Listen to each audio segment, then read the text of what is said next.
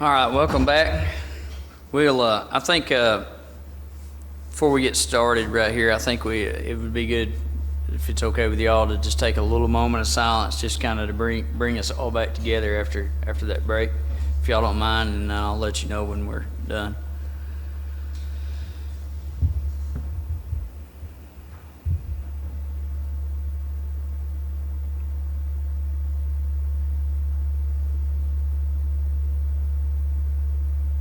Thank you. Always like to invite God back in, not because I think He left, just to kind of get back centered.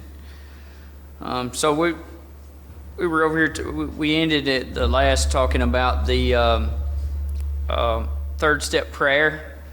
And before we go on, I just want to touch on one thing, and I try not to get on a bunch of soapboxes, but there's one thing that right at the end of that last one that stuck out to me, and I want to go back to it. And right below, Scott was talking about the paragraph right below the third step prayer. And he was saying that it's better to meet God alone than with someone who might misunderstand. It says the wording, of course, was quite optional, as long as we express the idea, voicing it without reservation. And there's that word, reservation. I believe, I hear a lot of people say that they are still triggered with alcohol, or this may trigger them. And I'm not saying they're lying, but in my experience, that I don't have triggers. What I have is reservations.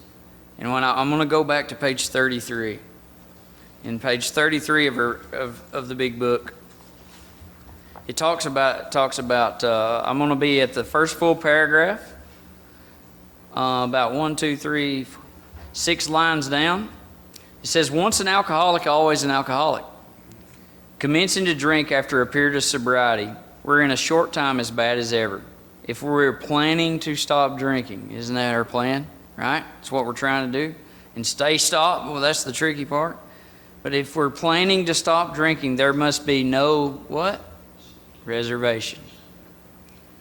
Of any kind. Not just to cover it, of any kind, nor any lurking notion that someday we'll be immune to alcohol. When I read that's immune to alcohol. In the doctor's opinion, he said that we can never, a type like ours can never safely use alcohol, right? In any form at all.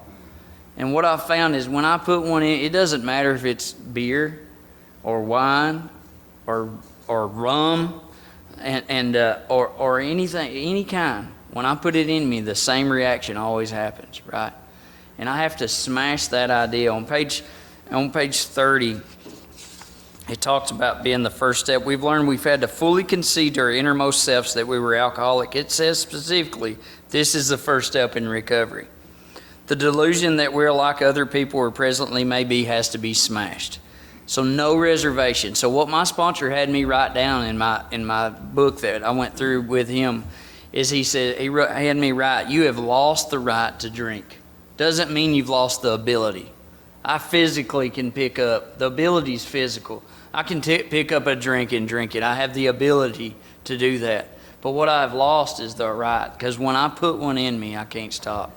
And so when we get over here so we cover that with the drink, and then we cover this with playing God. We cover this within third step. It's either self-sufficiency or God sufficiency. There's nothing else for a guy like me. I'm either running the show or God is, period. There's nothing else. I may create some kind of illusion where I'll decorate it in another way because I'm really good at that, and I'll call it something else.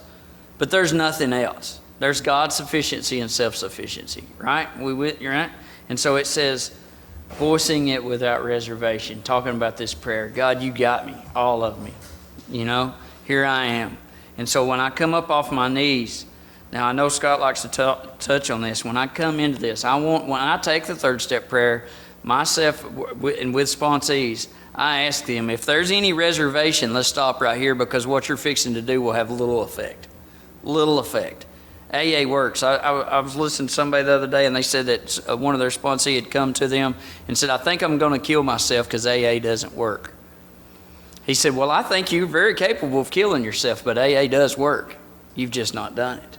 And I want to be clear with that. I don't want to take anybody through the steps with this fake it, you make it. I want to take them through knowing that when we get to this point, to the third step, that you don't have any reservation, that you're willing to go all in, this sincere position. And then, because I want you to have a sincere effect, right? And you can't have that halfway, you know. And I think anything worth doing is worth doing wrong. But it's about the heart, right? It's about, am I reserving it? It looks like this. I'm going to do all of this, but when I get her back in another 50 grand, I'm out. Right? Because if you'd have asked me what I needed before I ever got to the book, I'd have said a new girlfriend and about 50 grand, and that would be a real good start. Because that would get me going, right? Or I hear people in today's time, when I'm going to do this until I complete drug court, and then I'm done. I'm going on about my way. And guys, that's a reservation. That's a reservation. Or I'm going to do this until I get whatever back, or get whatever to go away. That's a reservation. And if I go at it with that, then I'm screwed, man. Because I have a disease that when I put one in me, I can't stop. And there's nothing else going on but self-sufficiency or God sufficient.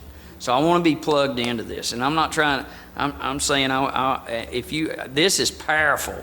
It will change your life, but it can't with this reservation. So that's about all I want to get on that. And so I'm going to turn it over to Scott. Thank you. Yeah, thank you. I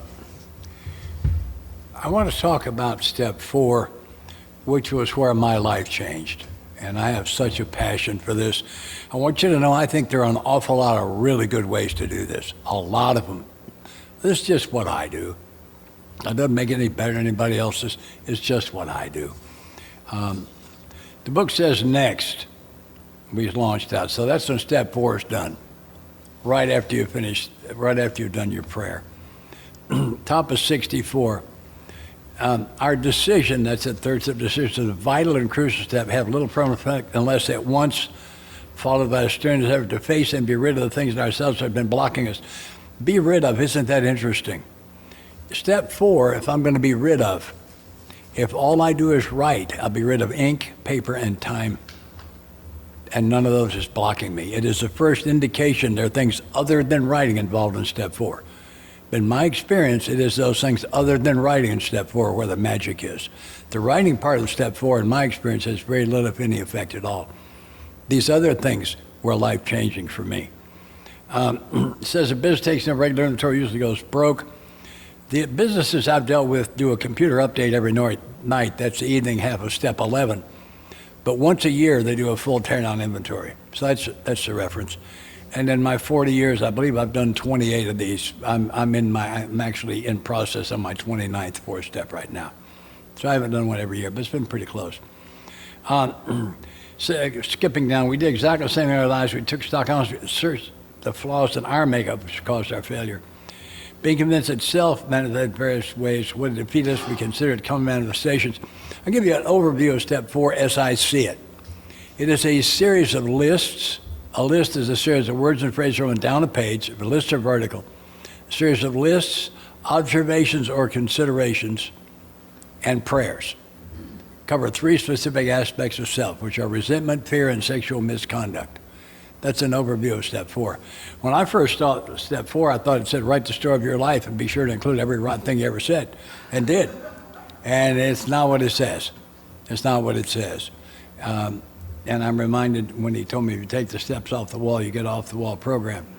So it says resentment is the number 1 offender. It destroys. That's kind of a strong word. More of us than anything else. From it stem all forms of spiritual disease, been not only mentally and physically ill, we've been spiritually sick. When the spiritual maladies overcome, we straighten out mentally and physically. In dealing with resentments, we set them on paper. That's a general description. They're going to tell me precisely how to do that. It says we listed people, institutions, or principles with whom we were angry. And I tell the guys I sponsor, I want you to erase 2 words from your mind. The first one is the word resentment. Erase that word from your mind. The book did not ask you to list your resentments. It did not.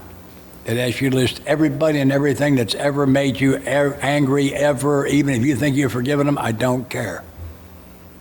The other thing is erase the word writing from your mind. We're going to be doing some writing, but it will be the other things that are the magic. The other thing I tell them is you have my permission to do a lousy 4-step. Just get in there and do a terrible one. Because we're not saved by a special alcove in Akron at the AA Hall of Fame for your four-step. And our group does not give a trophy every year for the best four-step. This is the trophy you are not going to get. All right? If you can't see it, it says four-step trophy never awarded. This is a trophy you ain't getting. And that's all about permission to not do it perfectly. Because if you got to do it perfectly, you can't pick up the pen. So I just lean on that. I had that thing years ago. I've had more fun with that. So give yourself permission to do a less than perfect four-step. I recommend a spiral notebook or a composition notebook. It seems to be the easy way to do it. Not that anybody in here was ever interested in the easy way. If you write something on the first page, like, for example, this is my four-step. If I find you with it, I will kill you and hide your body. Something subtle, but that carries your message. Don't leave them wondering. And then turn the page and write a 1 above the margin on the left-hand page, a 2 above the center of the left-hand page, and the 3 and the 4 split the right-hand page. This is all one page. Looks like 2, it's 1. We're going to do I'm going to do a 4-column inventory. I'm actually in process. This is mine I'm working on right now. Column 1 is going to be everybody and everything. Now, when I do them, the first one is everybody and everything forever. And yeah, I know it's a long list. The shortest list I ever saw I thought was complete was about 40. It was a kid in his early teens. He wasn't that mad. The longest list I've seen was 1,200. I've seen that twice. Yeah. Guy was mad at everybody and wished there was more of them. He was in love with hate. It was an astonishing thing to see. Yeah, I've done that. I've had 2 of them. This last one I stopped at 1,200. I said, you get to 1,200, we're done. Yeah, just mad about everything. And and the format is, I'm going to want him to call me every Sunday, and I want your schedule for your 4-step. And ballpark, I want 3 30 to 45-minute periods a week. You don't bash yourself with this thing, and do not give yourself the assignment of doing a 4-step. If you do that, you're in perfect position to hate yourself till it's done. It's a bad mindset. The mindset is you and I will agree on how much time you should spend on it each week, and you spend that time and you feel good about yourself while you're in process. It's a much better mindset. And the 3 30 to 45 periods, that's just a place to begin the discussion. I mean, you got a tough week, okay, great. So we'll do 1. Your wife's taking the kids over to her mother's house for the weekend. You want to spend more time on 4? Great. But let's just talk about it. Let's come to an agreement on that. You spend the first 2 or 3 minutes of that time inviting God into the process, asking for clarity of mind and the courage to write it down. And you begin to write. You write 1, 2, 3, 4 across the top. In the left-hand margin, we're going to put everybody and everything. It's going to come down the left-hand side, write 1 name, skip another line. Write a name, skip a line, write a name, skip a line.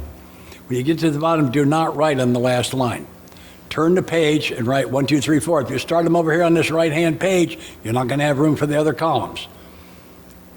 And for those of you who've cheated and looked ahead and know that column 2 is going to be what they did, and you want to save 14 pages for your father, the answer to your question is write 1 name and skip 1 line, and don't write anybody more than once. And it's that simple. Because what you want to do is feed this resentment, and that's not what we're here to do. That is not what we're here to do. We're here to excise it. We're going to cut that beast out of there. And it says at the bottom of 65, we went back to our lives. And it's a reverse chronology. Begin with today. I live here. This is my home group. These are people I work with. These are guys I play tennis with. These are people I go to church with. But 3 years ago, I was living with, what was her name? And this was my situation there. And go back through your life searching for anything and anybody that's ever made you angry, ever. When in doubt, write it out. You're not sure, put it down. List all your family members. Trust me. List all your family members. There should be some schoolmates, some former neighbors, former spouses and boyfriend, girlfriend, at least 1 major political party and some of its big wigs, possibly a religion, some of its main players, some foreign governments. People got their driver's licenses out of Cheerios boxes. Right. Sorry about that soft drink in your nose. And yeah, I got him. And there's just spit them. And I just want you to puke them. But when they slow down, it says at the bottom of 65, we went back to our lives. So puke them. But when they slow down, go back to your life. When we get to your earliest memory, we're finished with column 1. Is it complete? No. It's complete enough. It's complete enough. This is not your 4-step. This is your next or your first 4-step.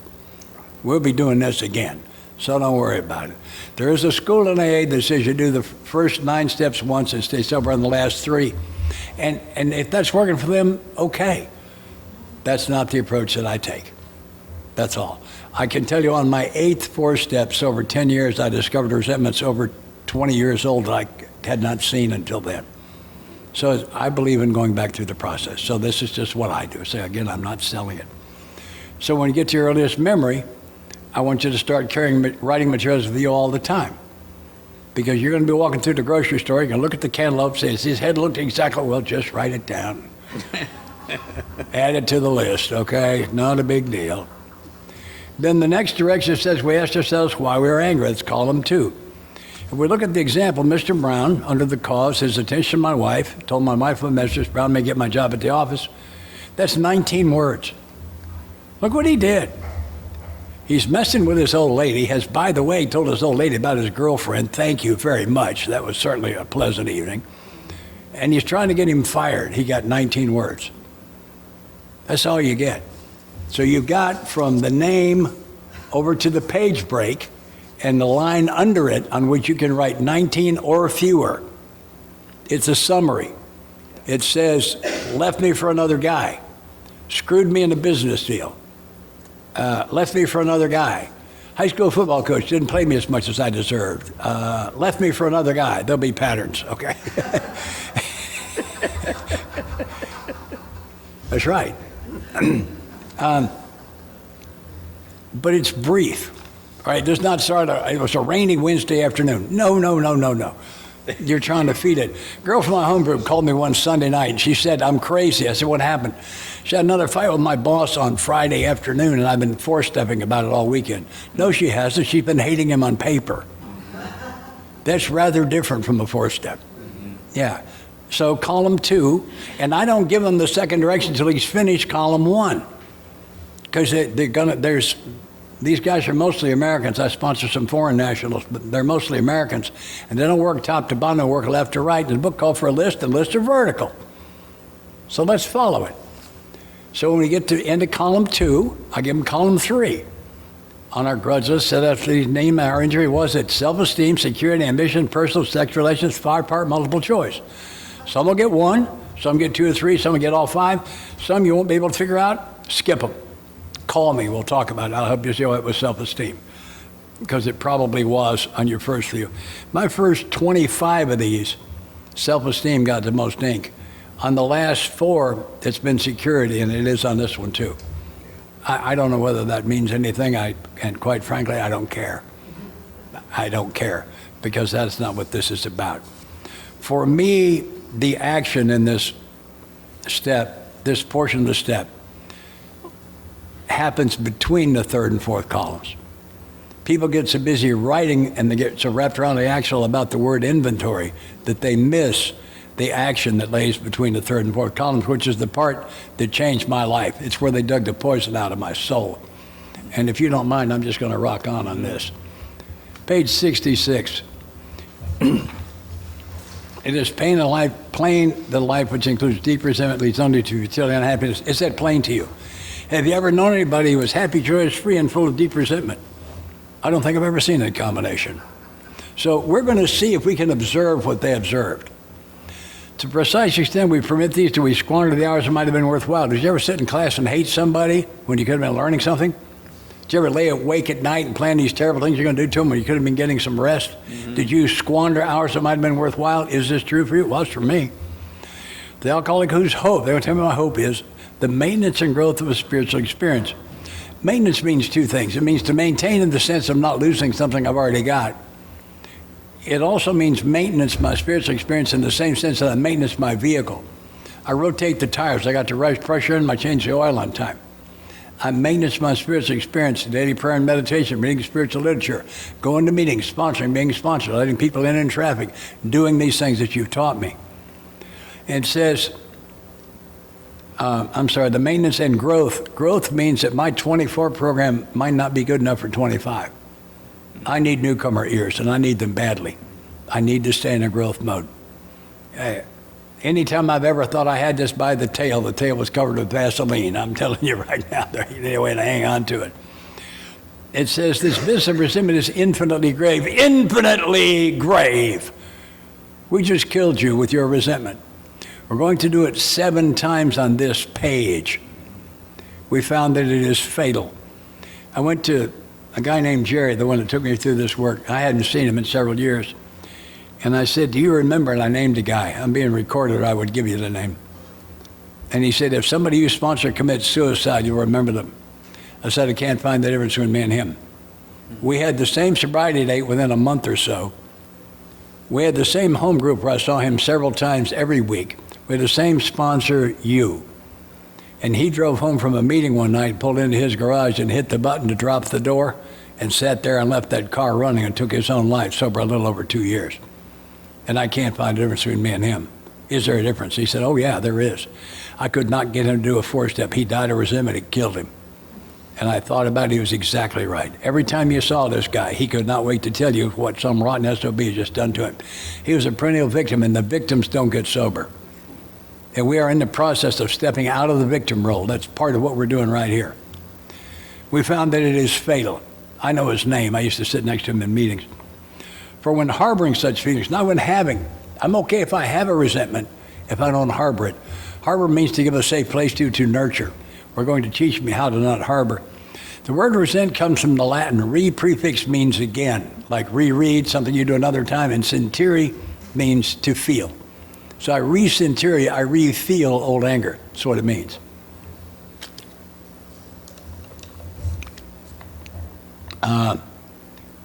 So I'm okay if I have those, if I'm not harboring. And we're going to tell me how not to harbor. The insanity of alcohol returns we drink again with us. The dream is to die if we were to live. Okay, so this portion is only for the people who want to live. Right. Everybody else take a short break. Yeah. If we were to live, we had to be free of anger. The grouch and the brainstorm are not for us. It's the other most misunderstood sentence in the book. I did a little digging. Here's what I found. In the 1940s, an ad executive named Osborne on Medicine Avenue in New York wrote a book about how his team put together an ad campaign. They'd sit around a table, and people would have ideas, and Jamie would say, well, maybe this, and Jacob would say, well, probably that, and Pat would say, well, this is an idea, and then I would come up with this brilliant thing that we did. And Osborne labeled his process brainstorming. Has absolutely nothing to do with, nor is it in any way related to the word brainstorm on this page. I get a 1930s dictionary, I look up brainstorm, it says transient violent mental outburst. That's rage. So brainstorm and rage mean the exact same thing. So there are 2 kinds of anger, the grouch or the slow burn, or rage, the brainstorm. So where do we now use? We're not, let's see here, we're not for us. They may be the dubious luxury for normal men. For alcoholics, these things are poison. I wonder what poison does. We turned back to the list for it held the key to the future. You just died again. It was subtle that time. Does that mean if I don't find the key to the future, I don't have a future? Yeah, that's what that means. Prepare to look at it from an entirely different angle. Different from what? If you will imagine, or remember, if it would be easier, a courtroom. We are sitting at the prosecution table. We have column 1, the accused. Column 2, the crime. Column 3, how the crime affected our poor innocent victim. If we're going to look at it from an entirely different angle, we're going to have to walk across the courtroom and sit at the defense table and say, wait a minute. If I'd had his parents if my father had, if my mother had, if my siblings had, if my classmates had, if my boss had, if my spouse had, if, could I, on my worst spiritual hair day, have done what he did? I won't speak for you, I'll speak for me, and the answer is yes. For me, in the throes of my disease, there is no bottom to what I'm capable of. I'm not trying to impress you, I'm trying to tell you the truth. You familiar with the 10 Commandments? I'm 0 for 10. You give that a little bit of thought, okay? So there is no way in the world that I could not have done what they did. This is the beginning of the forgiveness process, which is the single most important thing I've done in my entire life, not my recovery, in my entire life. I'm going to talk about that in depth here for the next few minutes. We began to see it in the world, and people really dominated us. In that state, the wrongdoers, so they're fancy, they're real fancy. That means something's just happened in my head. That's exactly what that means. The power to actually kill. Guess who died? Me again. How could we escape? We saw these remnants must be mastered. Do you? Do you? I hope so. I've been a sales rep for a long time. A sales rep will never mention price till he's established value. We just killed you 7 times with the same weapon, your resentments. I hope that's a lot of value because the price is kind of high. It says we could not wish them away any more than alcohol. And I think Bill knew this. In the English language, there are 2 kinds of verbs, transitive and passive. Transitive is something I do. I lay these glasses down, something I did. Passive, something happens to me. I go outside, it's raining, I get wet. If you look up the verb to forgive in your dictionary, it'll say it's transitive, something you do. That's incorrect. Forgiveness is a state of spirit, and I can't change my spirit. It's something I have to open up to receive. And I'm going to go into the process of how that happened for me. And it's powerful. It says, this was our course. We realized people who wronged us were perhaps spiritually sick. I'm not going to call on anybody. Please don't blurt anything out. Bring to mind the 2 worst things you ever did. Weren't you spiritually sick when you did that? Had you been walking in the sunlight of the Spirit, could you have done that? Probably wouldn't even thought of it, right? It says we realized. I can know something up here that's head knowledge. When I realize it, it's heart knowledge. And what I recommend is you pray the list once.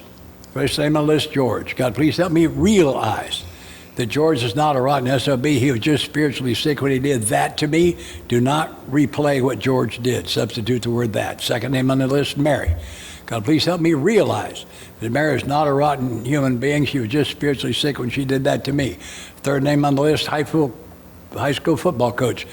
God, please help me When I went to practice, I didn't practice that hard. And there were other guys on our team at my position that were better than I was. And the fact is, he probably played me more than I deserved. We'll check that one off. Yeah, fancied or real? There's a fancied one. Okay? Top of 67. Though we did not like their symptoms and the way these disturbed us, they like ourselves were sick too. The symptom of their spiritual sickness is column 2. It's what they did. The way they disturbed me is column 3. And the great truth, they like ourselves were sick too. We ask God, I believe that's a prayer. We ask God to help us show them the same tolerance, pity, and patience we were cheerfully granted a sick friend. I said it was a series of lists, observations or considerations, and prayers. Well, we got a list. We've done a number of observations. Some were written, some were not. We've done some considerations. Here's a prayer. Page 164 has my favorite misquote in the book. You ever heard more will be revealed? Can you give me a page number on that? I'll answer that question for myself. You can't. It ain't in there. It's a misquote on this one. Hold on for a second. I can't find it.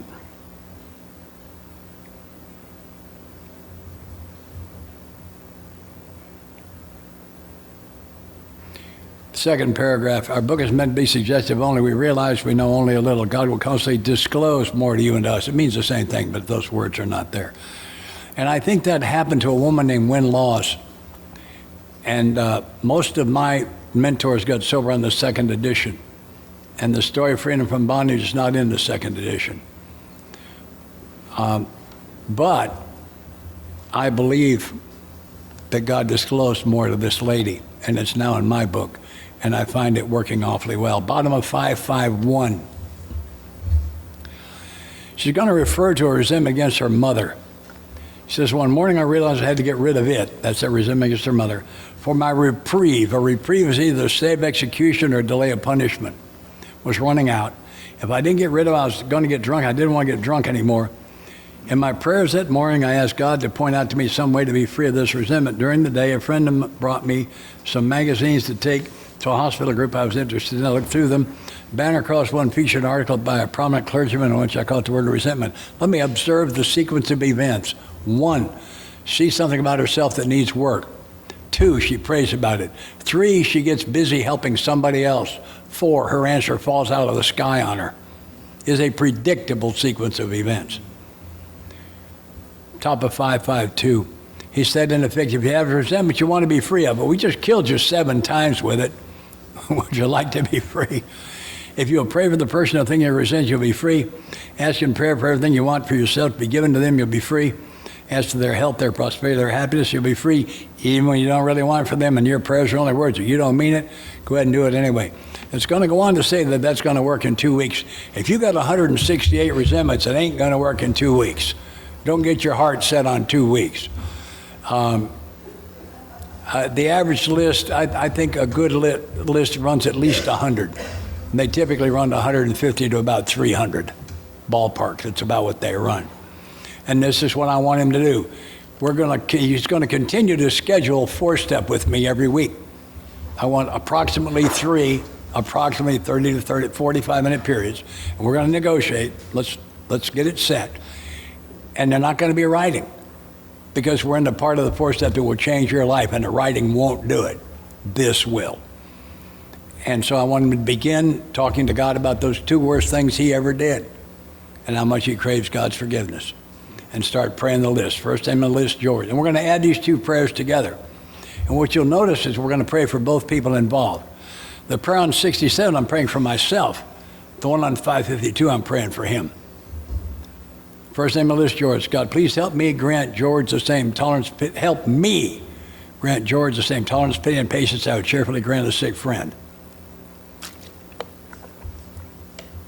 And I pray that he doesn't go bald, that he gets promoted at work, that he wins the Tennessee lottery, that his kids go to school on scholarship and don't give him any trouble, that he gets a new mansion, a new convertible, a new boat, that his wife is a fabulous lover and chases him around the house naked all the time, that his lawn grows lush and green, but it grows so slow he only has to mow it once a year. Be creative. And then you ask yourself a simple question. I mean it, yes or no? Not, am I supposed to mean it? Not, am I trying to mean it? No, I know I got to mean it. Do you mean it, yes or no? If the answer is no, go to the next name. Don't stay. If the answer is yes, put a check mark and go to the next name.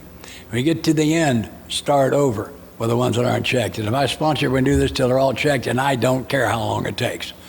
It typically takes 6 weeks to 3 or 4 months of constant prayer. You're going to quit talking bad about anybody ever. We're going to take that right off the table. And I want you in prayer all the time. You're in the shower, think of one of these guys, pray for him. Driving down the street, pray for him. I want you in prayer all the time. What we're doing here, my friend Jack Wheeler, if you don't know that name, get one of his talks. He tells the story, I'm going to leave out his story. What he says is, I leave a mark everywhere I go. And I want that mark to be made of love. What we've got here, column 2, is a mark that was very unloving. And what we're going to do is overlay it with 2 marks of love, praying for myself and praying for him. That's 2 loving actions. My sponsor explained to me that he said, this resentment, this old anger is like ice around your heart. And the ice has a thickness based on how severe the events were, how long ago they happened, and how much you've nurtured that resentment. And what you're going to do is you're going to hold the icy heart up to the sunlight of the Spirit. Sunlight will melt ice. The sunlight always wins. It's a question of time. The sunlight has the power based on how close you can hold it and how long. The sunlight always wins. He said, what you really want is mercy for yourself and justice for everybody else. And he had me. That was exactly right.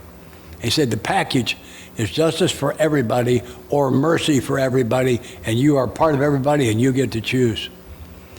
We close a lot of meetings with a particular prayer, and one of the phrases in that prayer is, forgive us our trespasses as we forgive.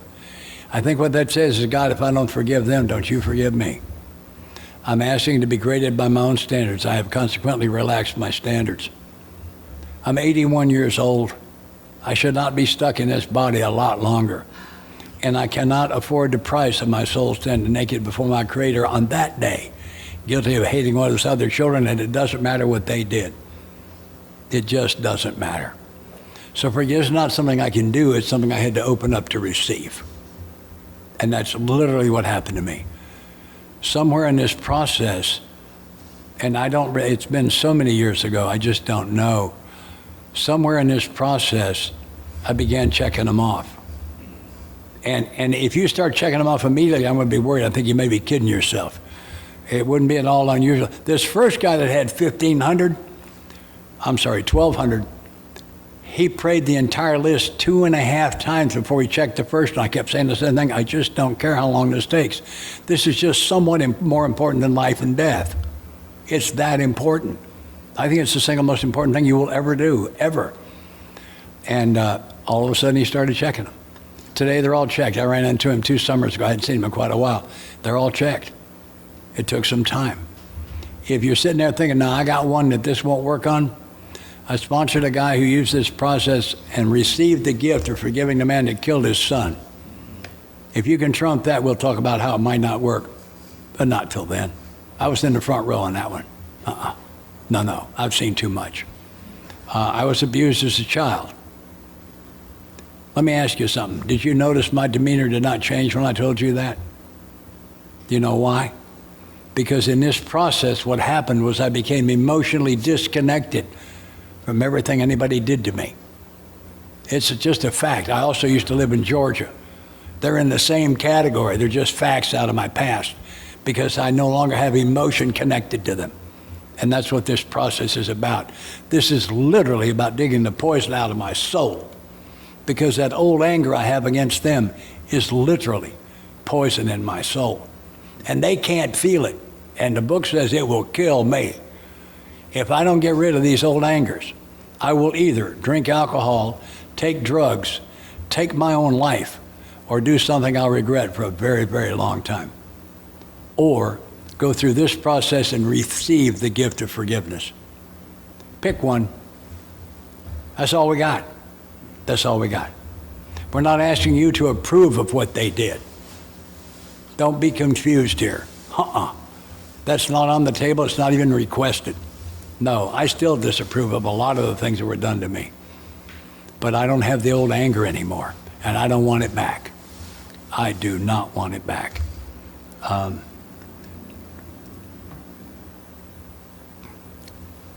Did you go to sleep over there? Did I wear you out? I got a question, though. Yeah. When you was listing the people on the list, you said my love or my former mistress or whatever, Yeah. former spouse, Yeah. and you said my neighbor. Was you meaning their spouse or your spouse? Just a question for the basket. Ask your sponsor that and call me when he gives you an answer. That was beautiful, Scott. Thank you so much. I'm just going to, before we go on to the referring to the list where we talk about writing, I'm going to share a couple of experiences on this. Because one, like this idea, like Scott said, he's went through this process a lot. And when I got here, when I was angry more at myself. My experience is a little different. That I didn't have I was angry at my sister for being a valedictorian. She's so special.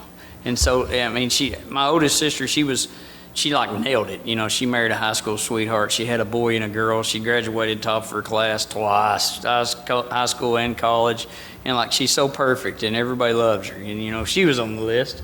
And we go through this, but when I got here, I was very angry at myself. I'd done some stuff that I would have fought you over for doing. You know what I mean? I took myself to a place. In the big book, it uses the words pitiful, incomprehensible demoralization. It's not talking about while in the act. It's talking about waking up and thinking, God, what'd I do? And if you're like me, I had a lot of those.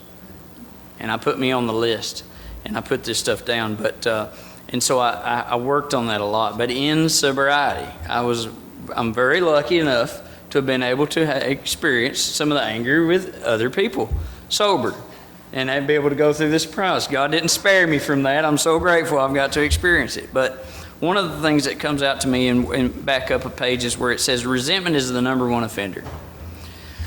I'm going to share this with my brother-in-law, and I always share it because of him.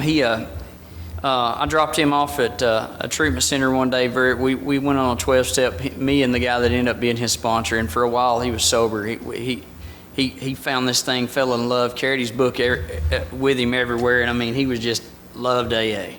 He found some freedom for the first time in his life. He was what would be called a victim. He'd had a rough upcoming, and he was forgiving these people. And in this process of this, where you pray for these people, he was forgiving them. And at this time, I was doing some work with him, and we was sitting on a bucket one day and having lunch. And he asked me a serious question. He said, "I want to ask you something." And I said, "What?" And he said, there was one man on his list that it was real hard to not be a victim. I mean, legit, And he said, "You really believe I'm going to have to forgive him? You really believe that?" And when somebody asks you that, that's touchy, because it's like Scott said, it's life or death. And I gave him an answer out of the 12 and 12 where it talks about the no nevers being fatal.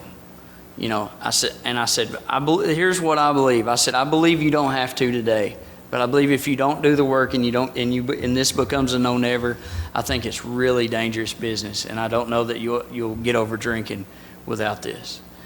And he got up off that bucket and he said, "I'll never forgive this guy, ever." And he walked off and he stayed sober a little bit longer, but he drank again.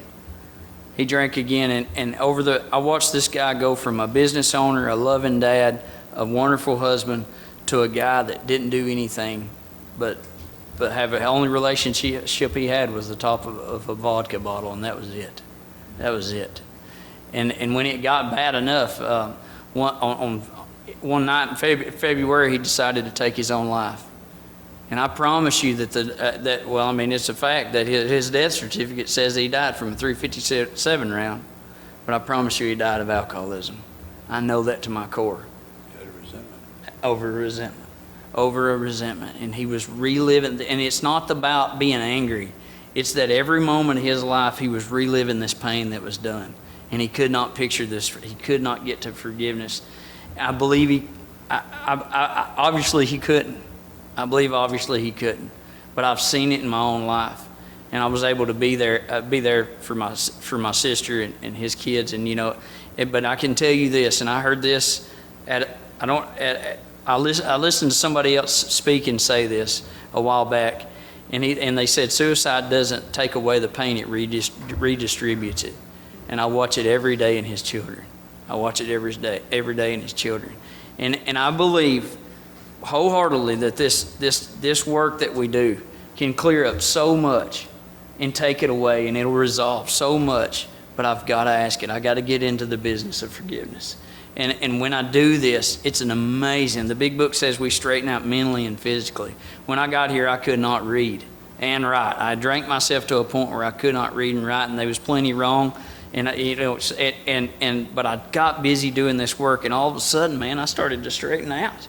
I never, if you'd have told me I'd have been sitting up here today, even talking to you about this, I would have said no. I want it, but I just didn't have it. And I watched this. I watched this happen.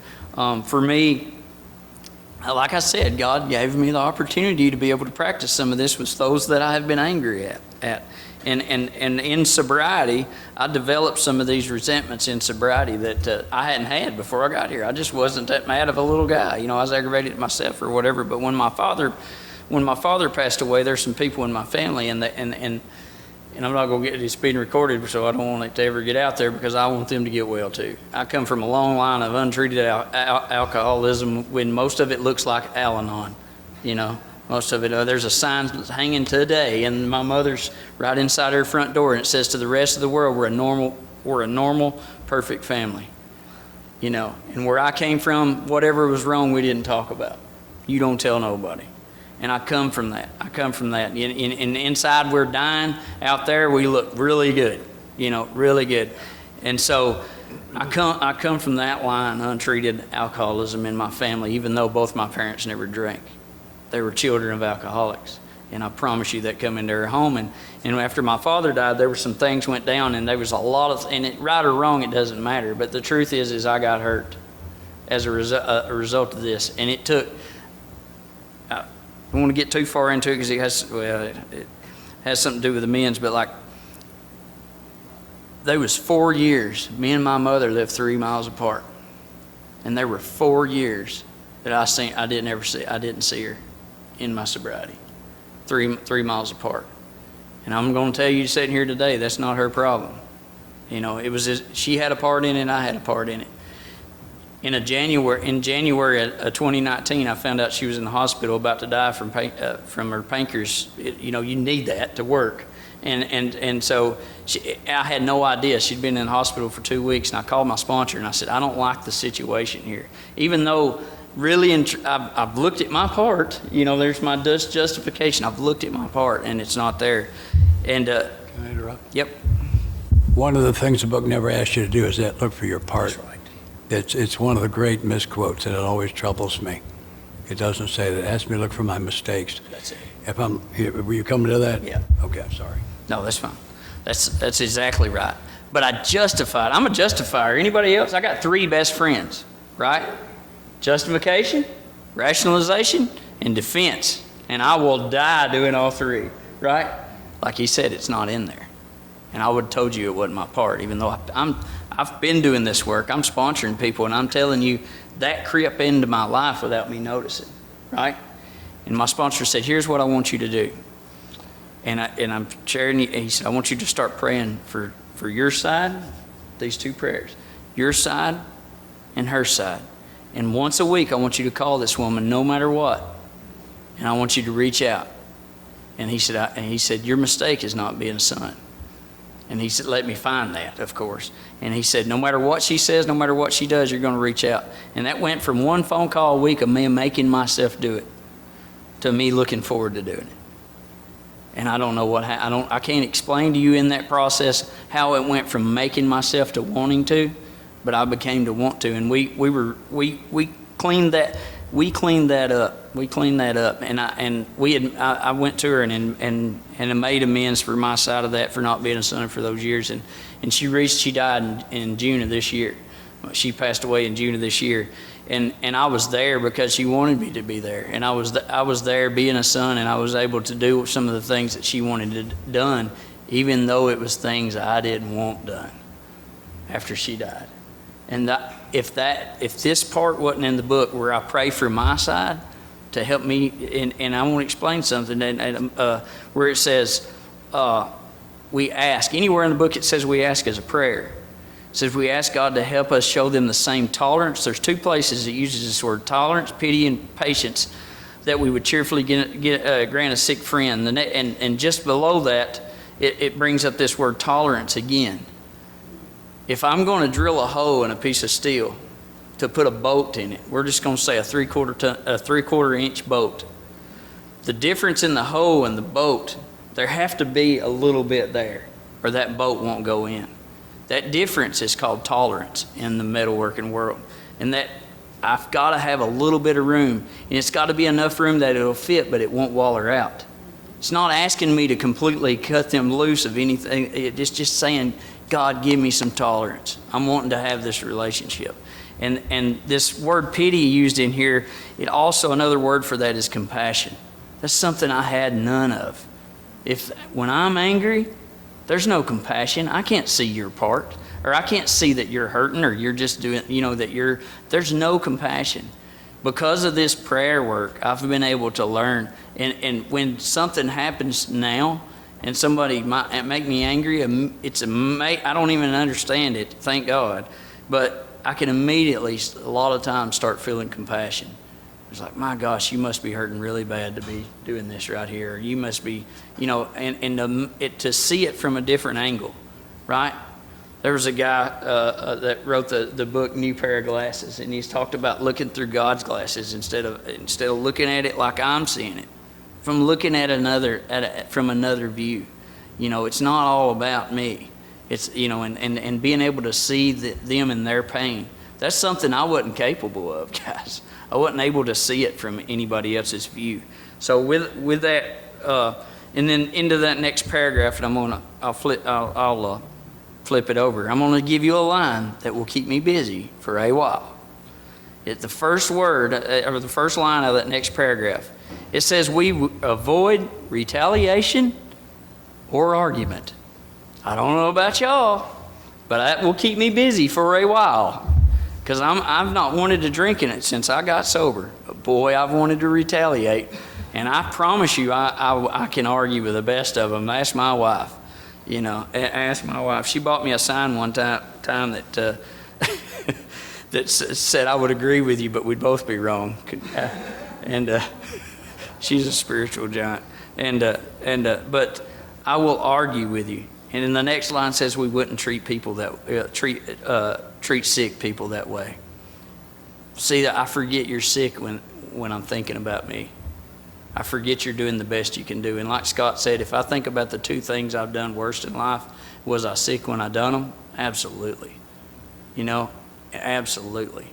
And so if I can remember just to give you a little bit of humanness, try to remember there's a line of God in you, just like just like God's in me.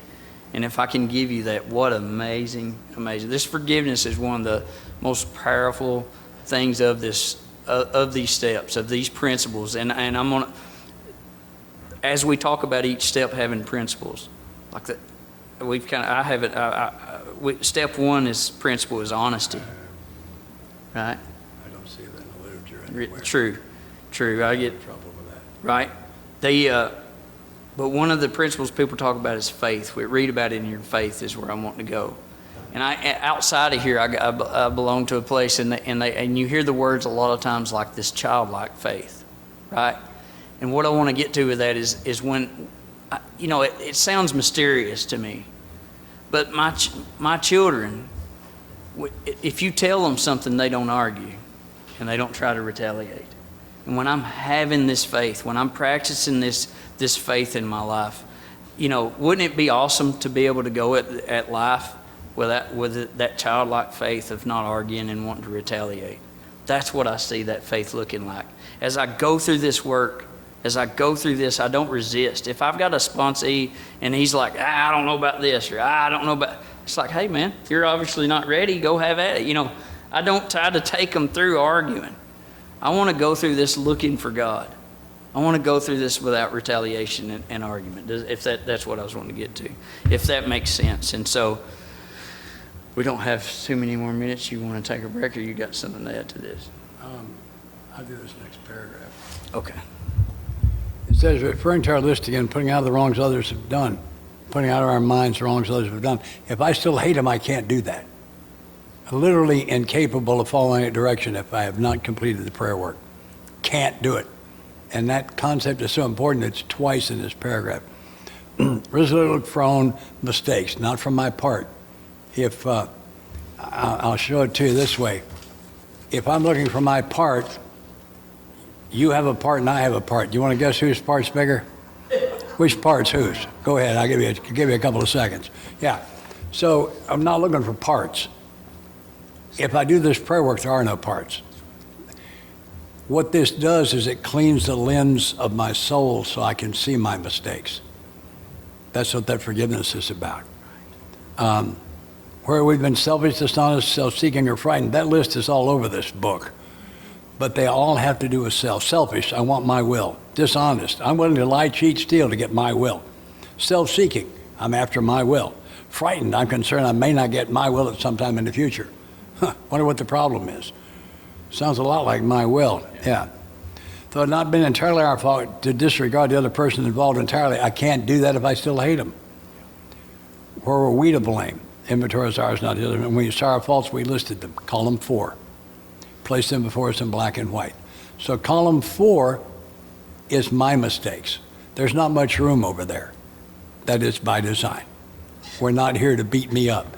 Nowhere in this book do I find permission to beat myself up. It ain't in here. That's not what this is about. That's not at all what this is about. It says we admit our wrongs honestly, we're willing to set these matters straight. Sounds a lot like step 8. Remember, this whole thing is a package. It's a package. Every once in a while, because I've been rather well known about step 4, I've done these workshops all over the world on step 4. And somebody will call me and say, will you take me through a 4-step? I always say the same thing, no, I don't know how to do that. I'll be glad to start with 1 with you, and you can quit anytime you want, but I don't know how to just do 4, because we got too many other things to put in place before we can do that. So, the old anger inventory that we just did takes about 90 to 95% of the time that step 4 requires. As far as a breakout, it's only a third. It was resentment, fear, and sexual misconduct. We'll get into those other 2, and then in step 5, probably in this next section. And we're going to take a 10-minute and 31-second break on my watch. I'll see you back here. Go away. Thank you.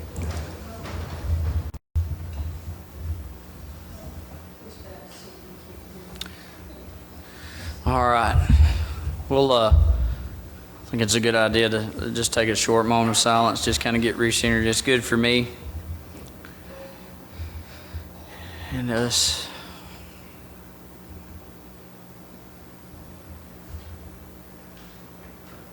Thank you. All right. So, you know, at the bottom of this last paragraph, it says, the last line says, we admitted our wrongs honestly, and we're willing to set these matters straight.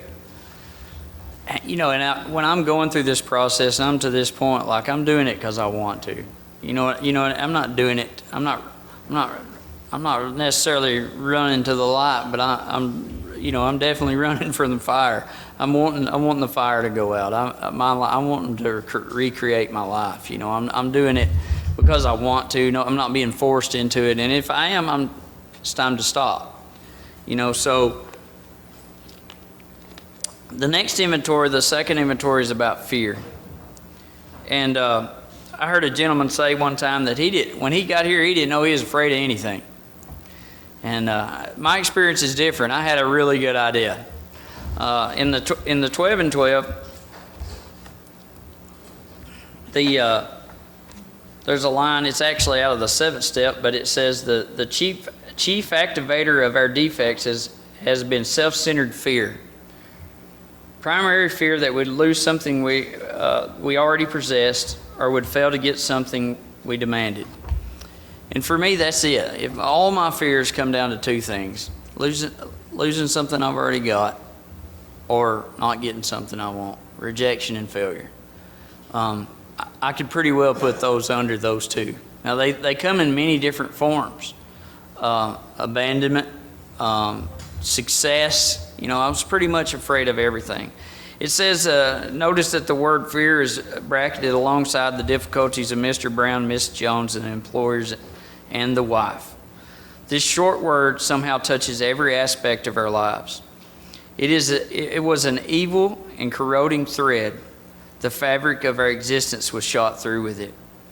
And then it says it sets in motion trains of its circumstances which brought us misfortune we felt we didn't deserve. And so the way that looked like in my life is like every decision I made before I'd done this inventory, I'd done it off of fear. What am I going to lose? What am I not going to get? And I'm making bad decisions, and I'm wondering why. You know, and I know they're bad. You know, and I'm always feeling like, the best way I can relate this is New Year's Eve. Anybody ever say, boy, next year's going to be good?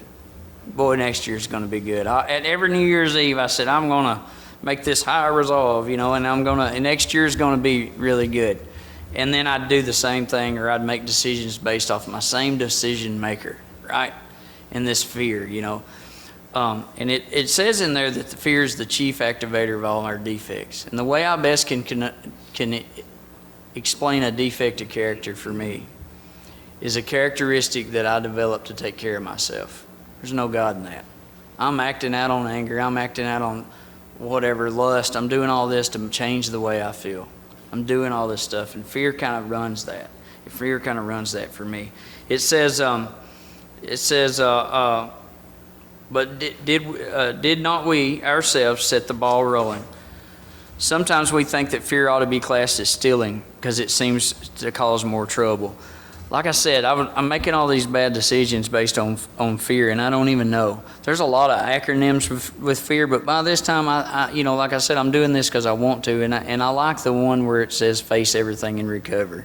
I'm trying to get well, and I'm wanting to look at it. And so it says we reviewed our fears thoroughly. We put them on paper. Even though we thought we had no resentment in connection with them, and my sponsor didn't even let me look at the resentment or anger inventory when I listed these. He said, I want you to ask you, and we kept it really simple. He said, I want you to list every fear you can think of. And he said, there's two types of fears. He said, when a baby's born, it has two fears: fear of falling and noise. He said, we all do these cute things with a little baby. We throw it up in the air and catch it, and we think it's having the time of its life. It's scared to death. Woo, and then you clap. If you clap your hand, I'm not going to do it because the microphone.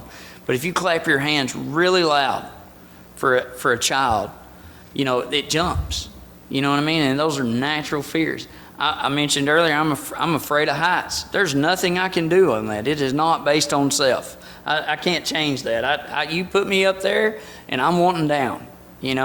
But how many of these other fears that I've got have I taught myself? Have I been trained or learned, and without me even knowing? It kind of goes back to this old ideas that we have. I come in here with all these fears, and I don't even know where they come from, right? I just develop them over this. And where they've come from, we read, it says we put them on paper, even though we have no resentment in connection with them. We asked ourselves why we had them. Wasn't it because self-reliance failed us? Well, what does self got to do with fear? What if I tried this and it didn't work? Well, after I'd got sober, we were living in this small place with 3 kids. I'd got remarried, and it was time to buy a house.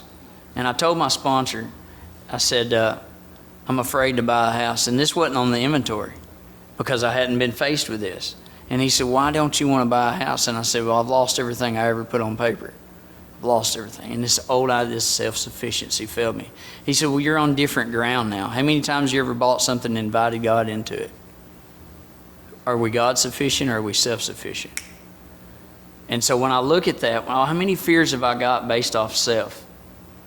How many fears have I got that I have because I've never invited God into it, that it was all based on self, and they failed maybe one time and I never gave it an honest shot again. I don't know if y'all... it become aware to me as by doing this inventory that most people that are successful has failed more than they've succeeded. You know what I mean? And like I'm the type guy that if I can't hit it once, I'm not playing. If I can't be the best on the team, I'm not doing. And so it's going to keep me from having the life that God has for me. This self-reliance, right? It says self-reliance was good as far as it went. But it didn't go far enough. Some of us had great self-confidence, but it didn't fully solve the fear problem or any other. When it made us cocky, it was worse, I promise. If let me get it right the first time, and boy, you'll hear about it. Just ask me, I know everything. But if I fail, I can't ever come back. I'll change jobs, I'll change wives. It turns out that multiple relationships is a product of my fear, and I'll change that. I'll change that because I can't participate. And I never knew that until we started listing them, until I put down all my fears, and I wrote every fear I could. It's kind of like what Scott said. He had me do it as a list. He said, we listed our fears, right? When you make a list, you go down, and I wrote everything I could down about those fears. And then he had me to go back and ask myself, was this self-sufficient? Was it based on self? And so I'd done that, and I started, and I know Scott wants to go in on this, and in this part of the literature, there's a prayer right in under this that has meant more to me than any. And it goes right into this. Before that, it says, perhaps there is a better way, we think so, for we're on a different basis, a basis of trust and relying upon God, right? God's going with me. There's that kills a lot of my fear right there when I'm praying about it, when I'm bringing God into it. It says, we trust infinite God rather than finite self. And I love this line right here. It says we're in the world to play the role he assigns. That takes away the pressure. So what if I fail? So what if I lose something I got? What if it's my story for this to go away? I'm in the world to play. I'm in the spot where he wants me. And so that takes a lot of fear off me. Just by that. It's not a matter, I'm not defined on where I'm at and where I'm God. It's my relationship with God that defines me today. It's a big deal for me. It says, just to that extent do we do as we think he would have us, and humbly rely upon him, does he enable us to match calamity with serenity. Calamity with serenity. So no matter what's going on, I can have serenity through that. I'm going to jump to this prayer. Go. And it says in the next paragraph, it says, all men of faith have courage. They trust their God. They never apologize to God. Instead, we let him demonstrate through us what he can do. Here's the prayer. It says, we ask him to remove our fear. That's usually as far as I ever got. God, take this away. I'm really into him doing the work. I had a sponsee one time that told me, they said, I really feel like God's not doing his part. I said, appreciate you sharing that, and that's how I felt. He's able to say the way I feel, and that's how I'd always feel. God, remove this from me, please. When we talked about shortcomings, I had some, you know what I mean? The child support, the ex-wife, the money I owe at the bank, I had some shortcomings. My sponsor said, these are not shortcomings. These are things you're going to straighten out. And I'm like, boy, I didn't see that coming. Thank God they didn't explain that in step one, right? But it says, we ask him to remove our fear. But that's not it. And I don't think that's even the most important part. It says, and direct our attention to what he would have me be. And he gets me back in the now. And I have used that prayer in as much as I've used any prayer in the book. If I'm afraid, no matter what, I ask God to remove it, but I immediately ask him. Most of the time I'm driving this truck, and I say, God, what would you have me be? And I'm pretty sure he would have me to be a good driver.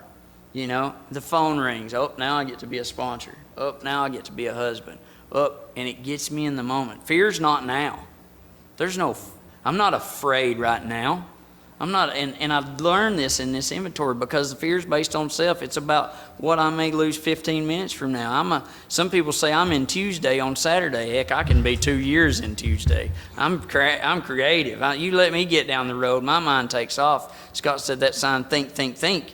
You know what I mean? I'm 2 years from now on Tuesday saying, I'm probably going to lose this deal right here. But where am I at right now? Fear's not current. There's no current affair is not fear. It's over there. It's back then. Did you see me do that, or what's going to happen over here? It's not right now, and I didn't know that. And it's based on self. And so when I do this fear inventory, when I look at it and I look, is this based on self? It gets me in the now. It's in the moment, and I thank God for this process, because now I'm able to be a husband, to be a dad, to be an employee. To be wrong, that's a big one for me. My sponsor one time in February said, how many times have you been wrong this year? I said, well, it's just the first of the year. Just jokingly. But he asked me pretty regular, what have you been wrong about today? Because I never could be wrong. I never could be wrong. And and today I can. So I'm gonna let Scott take over with that. Thank you. Yeah, thank you. I think you covered the fear pretty well. Excuse me, it puts me in mind, a lady in my home group told a story. She was in a line at a bank to cash a check, and all of a sudden there's a hairy arm around her throat and a pistol in her ear, and she's a hostage in a bank robbery. And this is what she said. As she stood there, she was physically uncomfortable and not free to go about her business. But if she could have stayed in the moment, she was really okay. Her fear was that he would kidnap her or that he would shoot her. That was when I got it. James said so beautifully. My fears are all in the future. And I personally think the biggest problem with the future is God isn't there. Yeah. There's one who has all power, that one is God. We find him now. Now isn't when I find God and where. My God is the God of right here, right now. And when I go into the past or go into the future, God isn't there. That's why those things are so dangerous. And there is an exception. If a sponsor will hold one hand, I believe God will hold the other when we go into my past to do step work. with that single exception. I need to be between the claps right here, right now, and then I'm just fine. It doesn't say what he would have us do, have us be. If I be the guy I'm supposed to be, I know what to do. Do always follows be. I don't have to worry about what to do. I don't need to worry about who to be. If I get that piece covered, I'll know what to do. Yeah. Why don't you go ahead and start on this piece? All right. I'll work you hard this time. Yeah. That last line of that, I love it. It says, and I believe in time. Anytime there's a time reference, it's pretty important. It says at once. When is that? Pretty soon. Pretty daggum soon, you know. If I say I need my money at once, I'm pretty sure they need it, right? At now. At once. It says, what a promise. We commence to outgrow fear. And that word commence is not it's gone. It's where you're at. Commence. It's all present, right? Commence is when I'm start right now and go forward. And then the next paragraph in here, and it goes into the next inventory. It says, now about sex. Oh, the good stuff. One time I was at a treatment center, and I brought a guy with me, and then we was doing an asking basket, and they asked some question about, what does the steps look like in your daily life? And the guy that was with me, he said, why can't we talk about the good stuff? Why don't y'all ask questions about sex? Come on, guys. It's just us men here. You know, and I thought, and so in the inventory process, it talks about that. It says, now about sex. It says, many of us need an overhaul in there, but above all, we try to be sensible on this question. It's so easy to get way off track. Here we find human emotions run to extreme. Absurd extremes, perhaps. One set of voices cry that sex is a lust of the lower nature, a base necessity for procreation. And then we have voices that cry for sex and more sex. We wail the institutions of marriage, who think that most of our troubles of the race are traceable to sex causes. They think they do not have enough of it or isn't the right kind. They see that the significance everywhere. One school would allow no man flavor for his fare, and the other would have us on a straight pepper diet. One of the questions somewhere one time was, what is a straight pepper diet? And I thought that was hilarious. I wish I could think of questions like that. It says we want to stay out of this controversy. So it's not about the action, I don't think. It's about the relationship. That's what my sponsor taught me. It's about the relationship. Where do I need to, am I having, when I made my inventory, it says that, says we stay out of that. We don't want to be the arbiters of anyone's sex conduct. We all have sex problems. We wouldn't be human if we didn't. What can we do about them? It says we review our conduct over years past. And that's what he did. He said, we review our conduct. Look at your relationships. Look at how many you've had. What are they like? Review them. We look over them. It says a very important line. It says, where have we been selfish? Think about each one. Dishonest, inconsiderate. Just those three.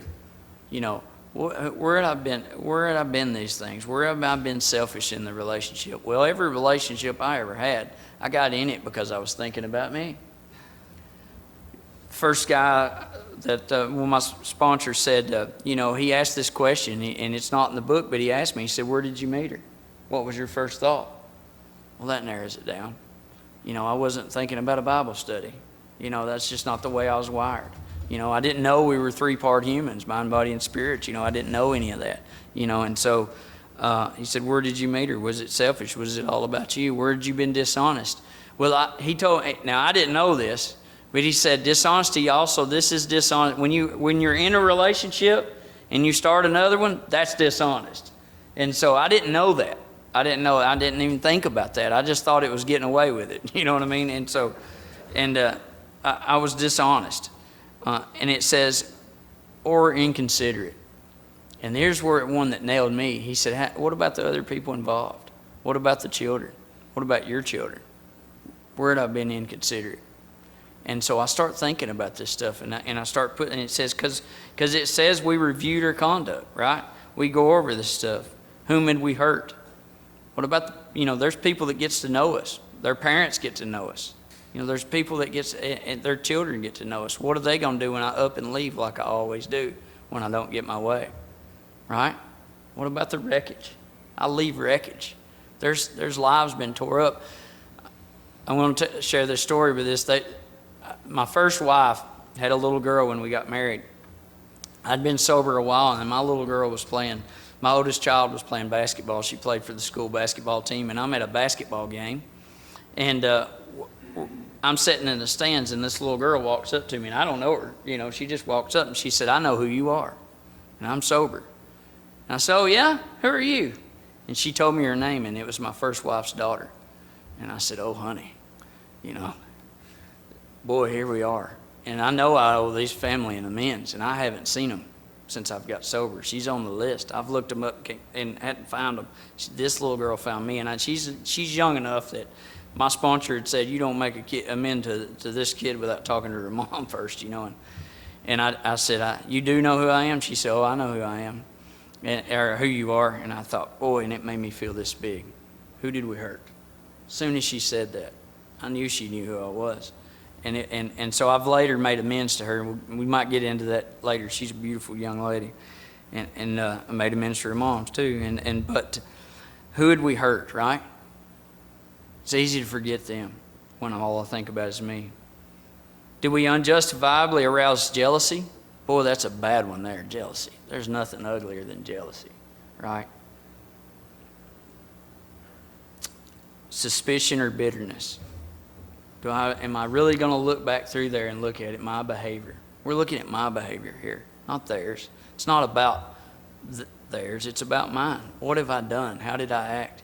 Because that's where I hurt people the most, those people that I'm close to, the people I'm in relation with.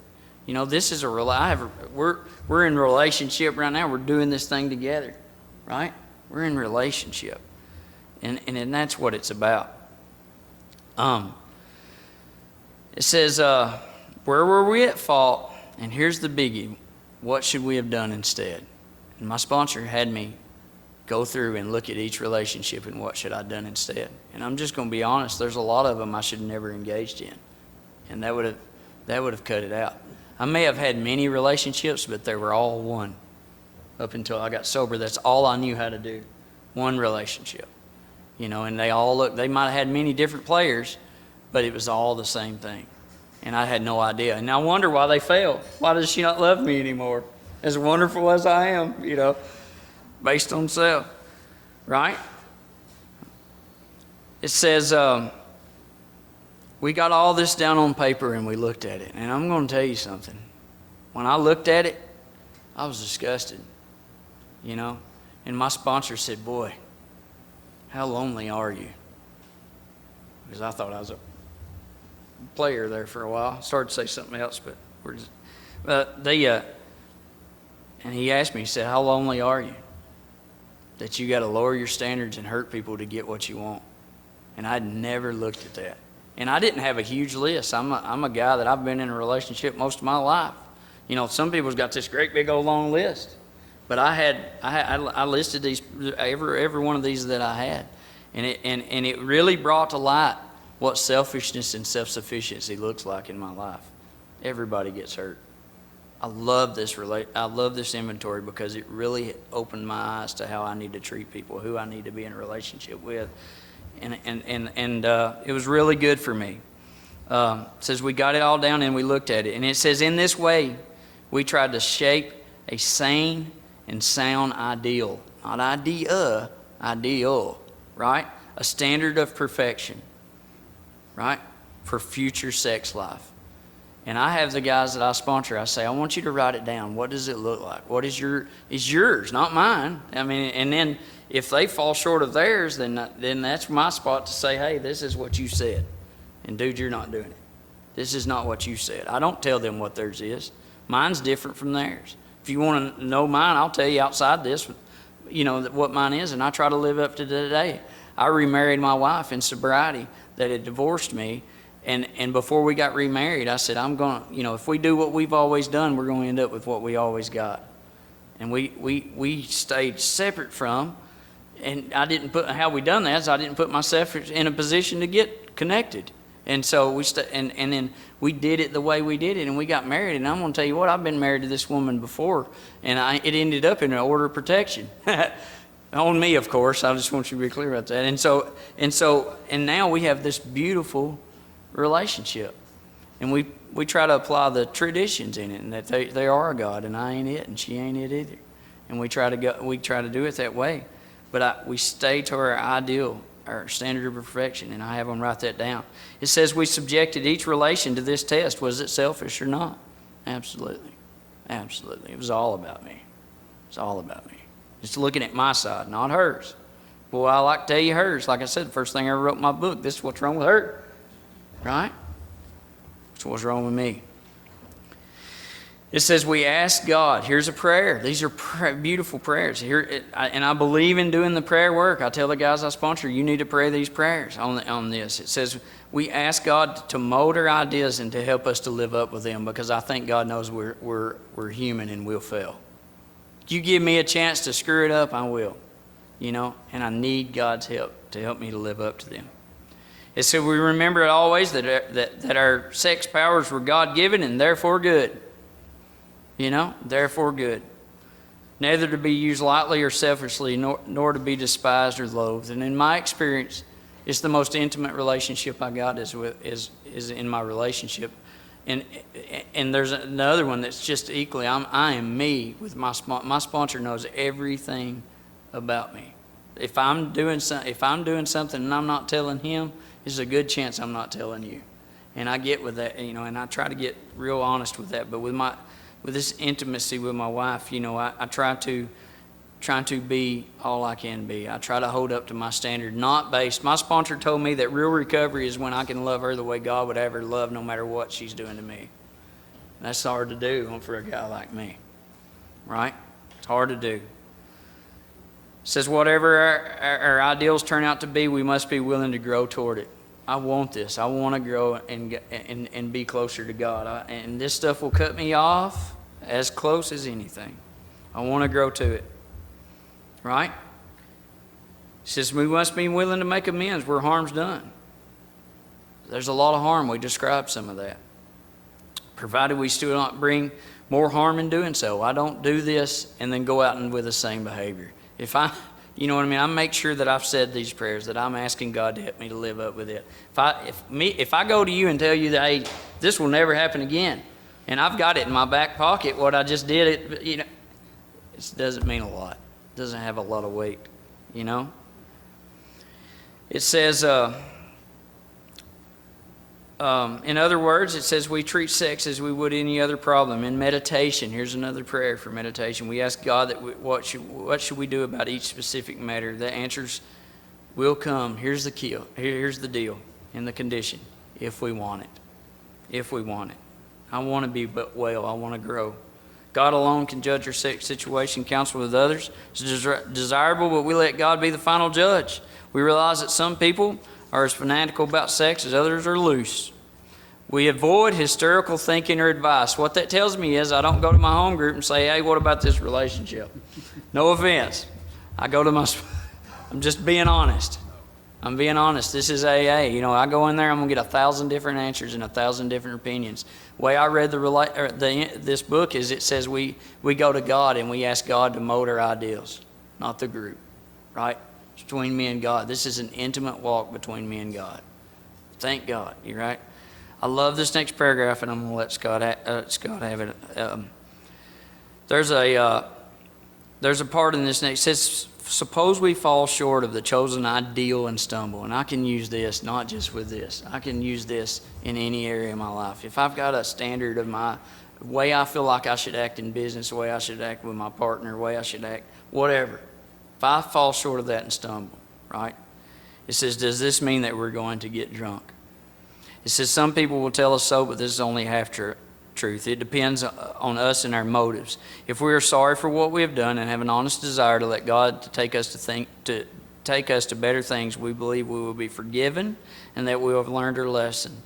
If we're not sorry and our conduct continues to harm others, we are quite sure to drink. We're not theorizing; these are facts. So what that tells me is what's my relationship with God with this? If I'm all talk and I'm not all walk, it's dangerous.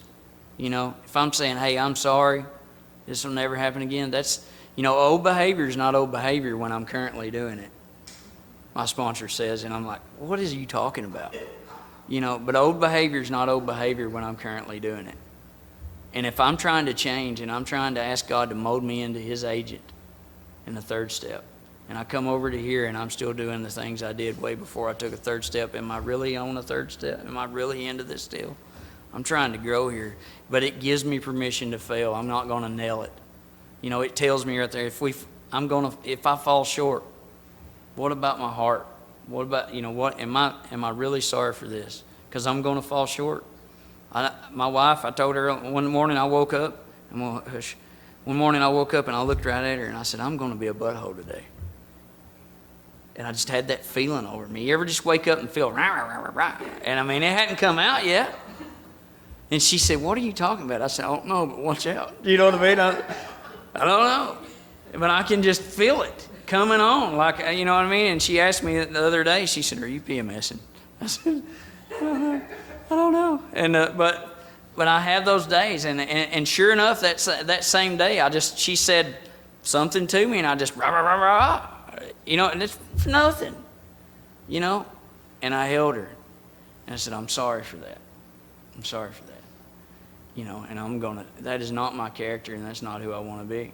I'm just not rendered white of snow, and try to seek like I said, I think it all goes back to, as I do this process, what I learn in this is that I want to be what Scott said, I want to be God's man.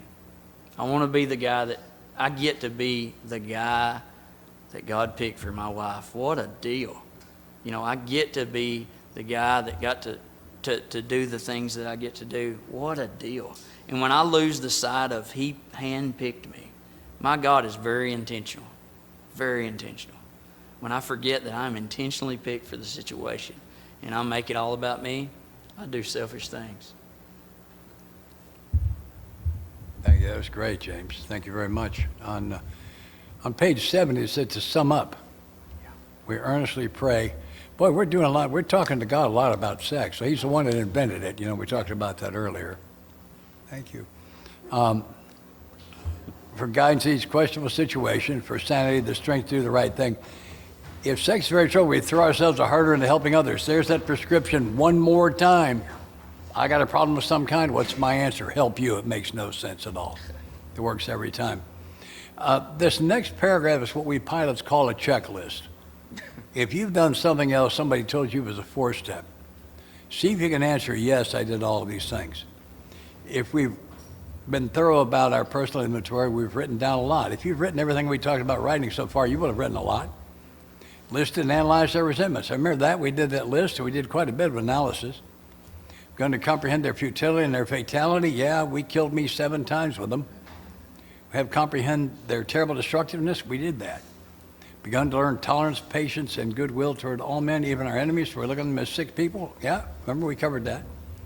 We've listed the people we have hurt by our conduct and are willing to straighten out the past we can. We did that twice. Once at the end of the resentment inventory and once just on the page before this. So that's kind of a summary of what step 4 looks like. I do not allow the men I sponsor to schedule step 5 till they finished 4. I think scheduling 5 and then using that to bash yourself into finishing 4 is just a bad mindset. I'm not willing to sign on for that. We're going to run out of time. We did not come up here to be thorough. We came up here to touch on some things. My mission, anytime I come to one of these microphones, is to try to convince somebody who hasn't done all the steps to actually do them. I've got my own favorite definition of insanity. It's thinking you're in a 12-step program and not actually taking all 12. If you ain't taking all 12, you're not in a 12-step program, and you're spending a Saturday with the 2 of us, you need some kind of help. You might want to start there. No offense. Fair. Yeah. So it says, as I'm turning the page here on 72 and 73, it says I'm nuts, and that if I don't do this 5th step, I'm not going to get over this thing. That it refers to me as the actor again. And friend of mine says he thinks alcoholics should go to veterinarians instead of regular doctors. Because the veterinarian's used to trying to guess what's wrong with his patient. The patient ain't telling them. And we ain't telling them, right? No. I got a friend that said he used to pay a psychiatrist a lot of money to lie to him. Nobody here doubts that, right? It says, if we expect to live long and happily in this world, so I've got to do this thing. There are a number of perspectives on how to do the step work, and I'll say again, I'm not selling this. I'm not arguing with anybody else. This is what I do. There's a school in AA that says you write a 4-step, and when you have it written, you read it to your sponsor. I am not of that school. It seems to me that if we've done the resentment inventory and prayed and the resentments are gone, I can't think of a reason why we would rate those. If we have done the fear inventory and prayed about that, we've commenced to outgrow them, I don't see why we need to process that. We have a new sexual ideal we're prepared to repair the damage that we've done with the others. I don't see why we would need to read that. If that's what somebody else is doing, it's okay with me. Page 75, second paragraph, for me in a single sentence describes step 5 as I understand it. It says we pocket our pride and go to it, illuminating. That means to shine light into or onto. Illuminating every twist of character, every dark crayon of the past. It's a confession. And this is how I do it. He's finished 4, we schedule. We got a place, we're sequestered, the doors are locked, we got water, we got tissue, we have a bathroom, everything's turned off. We stop and invite God. I tell him to ask God for clarity and courage, and I ask God to make me perfect. And I ask him before we start if he's nervous. If this is his first 5th step and he says no, I say we're wasting our time because you've already decided what you ain't gonna tell me. If he says he's nervous, he's either decided to tell me or he's not sure. I'm good with that. I'll get it out of him. About 1,000. I'll get it out of him. And so we do those prayers, and we come out of the prayer. I say to him, tell me now the single worst thing you ever did. I want the worst one now. And he tells me, and I tell him when I did that. Chances are real good. It runs in the way high 90s. All right, now what's the second worst thing you did? And I tell him when I did that. And we do that till he can't think of any. He hits one I haven't done. I'll tell him I've heard it before because I have. Usually the first one is either a homosexual experience or an abortion. Those are typically, one of those is typically first. I had one not too long ago that was sexual with an animal. But that's typically what those are. And I don't have the sexual animal, I have the others. And in my lineage, we do not hear 5th steps, we exchange. And it's critically important to exchange 5th steps so that he knows. So when he runs across somebody that needs the mistakes I've made, he's got it. I've got a very good friend who was a male prostitute. I have not had that experience, but I ran into a guy some years ago who had, and it was just killing him. I said, time out, I know who you need to talk to. Yeah, and that's why. That's why. And when he gets to where he can't think of anymore, we consult his 4-step. We're going to look at the 4th column of the resentment inventory, quick look at the fears, and the sexual misconduct. My experience has been 4 steps run less than 2 hours. 5th steps run less than 2 hours like this. These 5th steps that run 2 and 3 days I believe, have got the wrong person in charge. It will take him forever to get through stealing a little candy bar out of the convenience store to the abortion or the homosexual experience if he ever gets there. If we knock those out first, we're done. We're done. We move through them very quickly. I've been doing 5th steps like this for about 30 years. I think I've only had one that ran over 2 hours. Guy ran 2 hours and 20 minutes. He had a lot to say. They typically run an hour, hour and a half. It just doesn't take that long. When I believe he's finished and he believes he's finished, I ask him a series of questions. Have you had a homosexual experience? Have you had sex with a family member or an animal? Have you physically harmed anyone? I don't mean a bloody nose on the schoolyard. Have you done any damage? Been involved in an abortion? Or is there anything you decided not to tell me or you weren't sure that I haven't already heard? I'm going to dig it out of them if it's in there. Typically, I usually know the answers by the time I ask those questions. And then I read in the fifth step promises here in the middle of page 75, and I describe the second half of the fifth step to him, which is the last paragraph, which is I want him to sit quietly for an hour and review this with God. See if you missed anything. I tell him typically right around half the time I get a phone call within 24 hours of something we missed. Won't mean you've done a bad job. Won't mean that at all. It happens about half the time. Just call me when you can talk. We'll pick this piece up over the phone. It's not a big deal. Not a big deal. I tell him I forgive him. I believe God forgives him. By the time he's finished his ninth step, he will forgive himself. If you're new and you're looking for forgiveness, it's too early. That energy that causes you to need that forgiveness, allow that energy to propel you through the rest of this work. And when you finish your ninth step, you'll be able to forgive yourself. But that's where it comes from. That's exactly where it comes from. And then, interestingly enough, as I turn the page, because it asks a series of questions at the bottom of 75 that generally say, were you thorough? And top of 76, if we can answer to our satisfaction, we then look at step 6. So apparently steps 5 and 6 are done the same day. Isn't that interesting? And then there's a prayer at the end of that. If we cling to something, we will not let go. We ask God to help us be willing. That's a prayer, a 6-step prayer.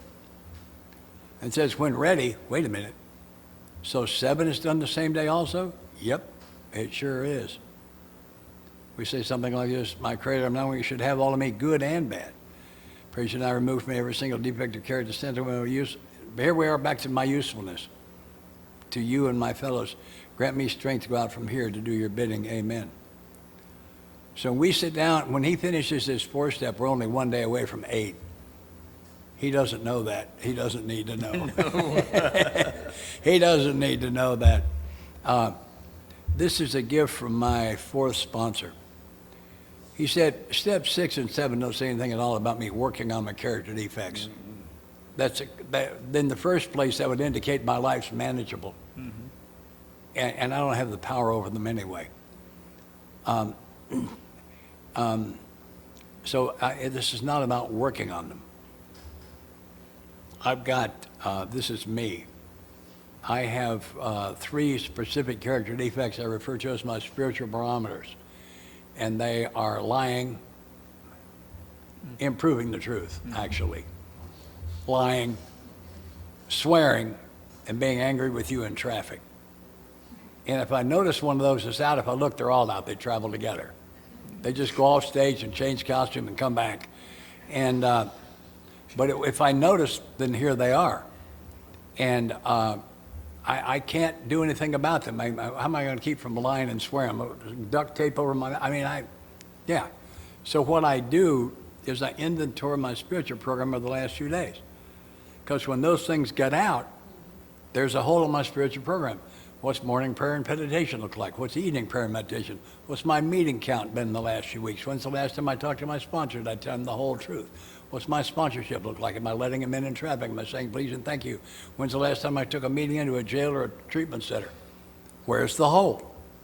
And I plug that hole. And 2 days later, you could cut me off in traffic and almost hit me. Instead of screaming at you and indicating that you're number one with me, instead of that, I'll smile, I'll wave in my entire hand, all of the fingers at the same time. I'll wave, and I'll say, wow, God, thank you that I smelled he might cut me off and I had a foot on the brake. And I was able to keep from being in a wreck that would have been his fault, but I'd have been in a wreck. Thank you. And go with that child. I make mistakes like that myself, and I think he could use some blessing today. And I can't change myself from the raging maniac 3 days ago. But when I fill that spiritual hole, I can. My sponsor said, so in step 6 and 7, we do not focus on the darkness. We invite the light in. And the light comes and the darkness flees because it cannot exist in the light. Step 6 and 7 are literally about inviting the light in so that the darkness can flee. I know I'm missing some. I'll check my notes here in a second. Well, my priority isn't what I say it is. My priority is what I do. To find out what my priorities are, do not listen to my words about the future. I look at my actions in the recent past. What was accomplished was a priority. What was not accomplished was not a priority. And anything I say to the contrary is a lie I'm telling myself. And I hated that when I heard it 35 years ago in a meeting in Chicago, because I was saying some things were priorities and I wasn't doing anything about them. Yeah. And today I know what my priorities are. So the evening half of step 11 is about finding out what my priorities were this day. It's exactly what those are about. Thank you, Scott.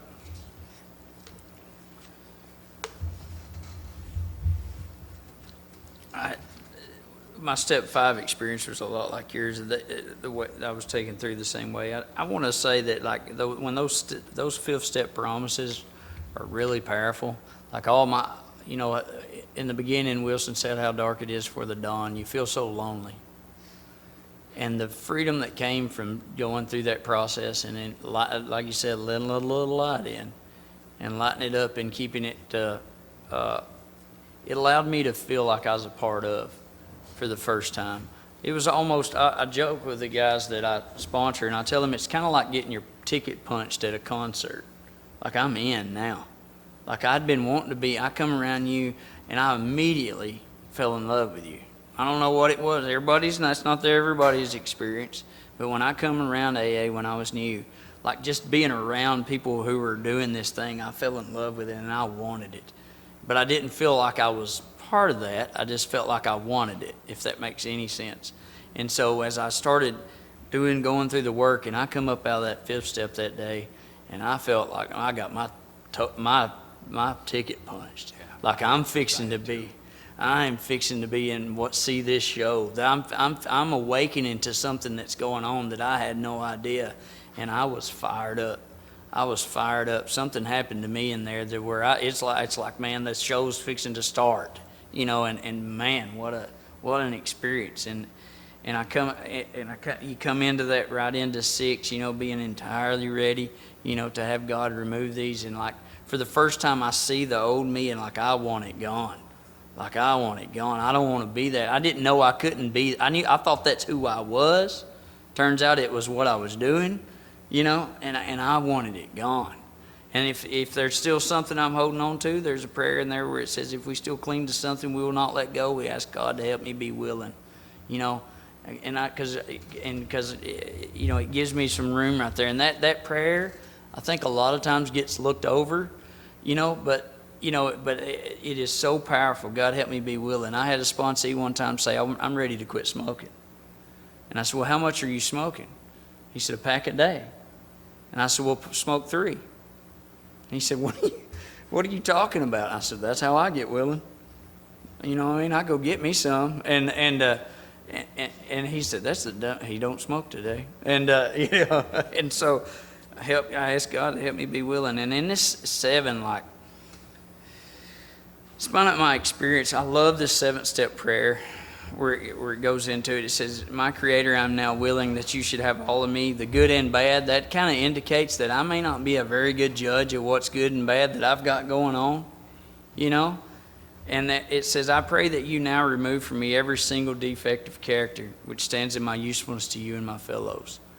Just in that line, it says a lot to me. Wilson, on page 13,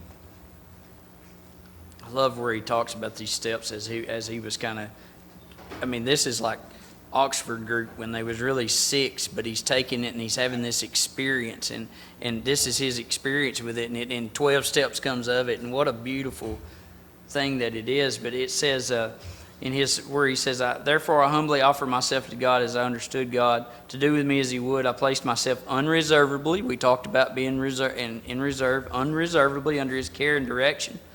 I admitted for the first time that of myself I am nothing without him. I was lost. I was lost. I've ruthlessly faced my sins and become willing to have my newfound, Scott said, capital letter friend, God. He's somebody that's with me on this, not somebody that's judging me on this. He's with me. Friends help each other. You know, what a powerful just idea of God being my friend, walking with me. Not, you know, it's not what I had in mind. It says, have my newfound friend take them away, root and branch. Next line is very powerful. It says, I've not had a drink since. What a deal. But he says root and branch. My experience with these defects of character are this. I really don't like getting caught with them. That's the branch. I don't want you to catch me in a lie. It's embarrassing. And it makes me lie again. Because, you know, when you back me in a corner, I'm going to spit one on you. You know, that's just where I'm at. But I don't like being caught in a lie. I don't like being caught with many other things, no sense. And so that branch, me just saying, God, please take this from me because I don't want to get caught. Now, my God is not much into that. Matter of fact, I think he gets a kick out of me getting called every once in a while. And I had a sponsee call me one time, and he says, I'm going to have to pick up a silver chip. And I'd been sponsoring for a little while, and I said, oh, yeah, who caught you? He's like, how'd you know that? I said, well, we've been waiting for you to get with us. Who caught you? And he started crying. And he'll tell you today, if he hadn't got caught, he would not be well. Yeah. What a blessing. But that branch, getting caught with it, I don't want to get caught with it, but here's the deal. The root of it is this, in my experience. My defects of character cuts me off from God, and it cuts me off from you. And anything that I need to be removed today that'll allow me to be closer to my Creator, my God, and allow me to be closer to you, He will remove. And when my heart goes from wanting it to be gone because I don't want to get caught, but wanting it to be gone so I can have this and this, what an amazing experience. And I had some stuff in my life in sobriety that, like, I wanted it gone. And I was praying, God, please take this away. I don't even like it anymore, but you leave me alone and I'm doing it. You know, and I spend a lot of time alone because I'm on the road and, like, you know, there's so many distractions. And I'm saying, God, remove this from me. And there was a guy from Colorado that wrote a book, and he gave it to me, and he said, you know, your idea of wanting it to go, he said, you don't want to get caught with it. It's embarrassing. But he said, you're not thinking about what it does to God. Can you imagine what it does to God to watch his child do something that takes him away from him? What about your own children? When they're doing something that takes them away from you in your life, how does that make you feel? And I got to think about what it does to God. And then I got to think about how many times have I not answered your phone because I'm currently doing something that I don't want you to know about. It takes me from you. And what a lonely place, right? And so in step 7, where it says, God, I now pray that you now remove from me every single defect every single defect of character which stands in my way of my usefulness to you and to my fellows. Grant me strength as I go out from here to do your bidding. Amen. Right? Amen means I agree. By the 7th step, this first step, I'm willing, I'm on fire. But by 7, I'm agreeing, man. Big deal. I think we're about out of time, I think. Time for a break. Probably about time for a break, yeah. So, Okay. what do you say? Take about 10 minutes. 10 minutes? So 5 after, everybody come back? Thank y'all. Everybody can stand it. Turn it on.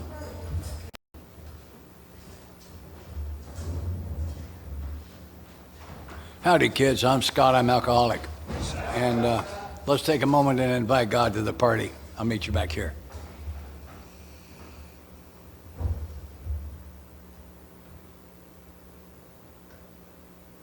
Amen.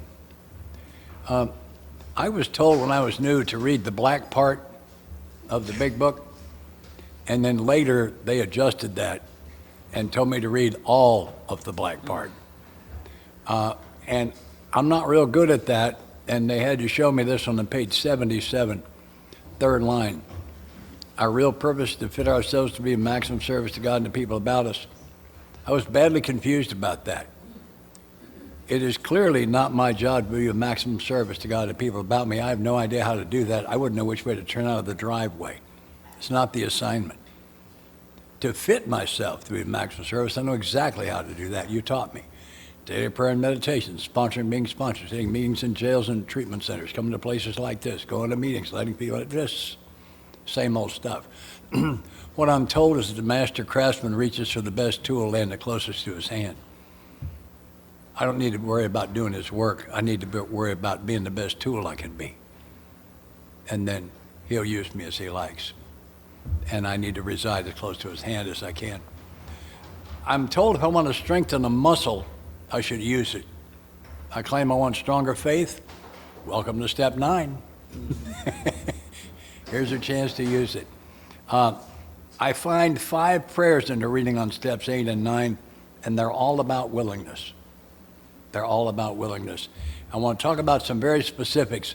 And if your sponsor disagrees with what I say, I think your sponsor's right. This is just my own take on it. I hear some things sometimes that I'm not sure make sense to me. I thought for some time that my amends to my children would never be complete, and that's not correct. I sat down with them one at a time. We went through this process. I asked for forgiveness. They gave it. My amends to my children are complete. The fact that I'm being the best father I can be today is not 9th step work, it's 12th. Spiritually awakened men who have children try to be good fathers. And if I think it's 9th step work, I've not accepted their forgiveness or God's or my own, and I have work to do. And I also do not believe in living amends. I started out doing the living amends thing, which was, I'll just continue to be a good guy and that'll be good enough. And that's not it. Then that's not it. It needs to be specific. And that's just me. At the bottom of page 83,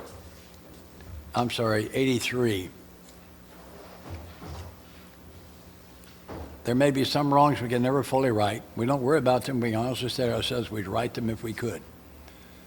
Some people cannot be seen. We send them an honest letter. If I didn't have the medicine, I wouldn't pick this scab.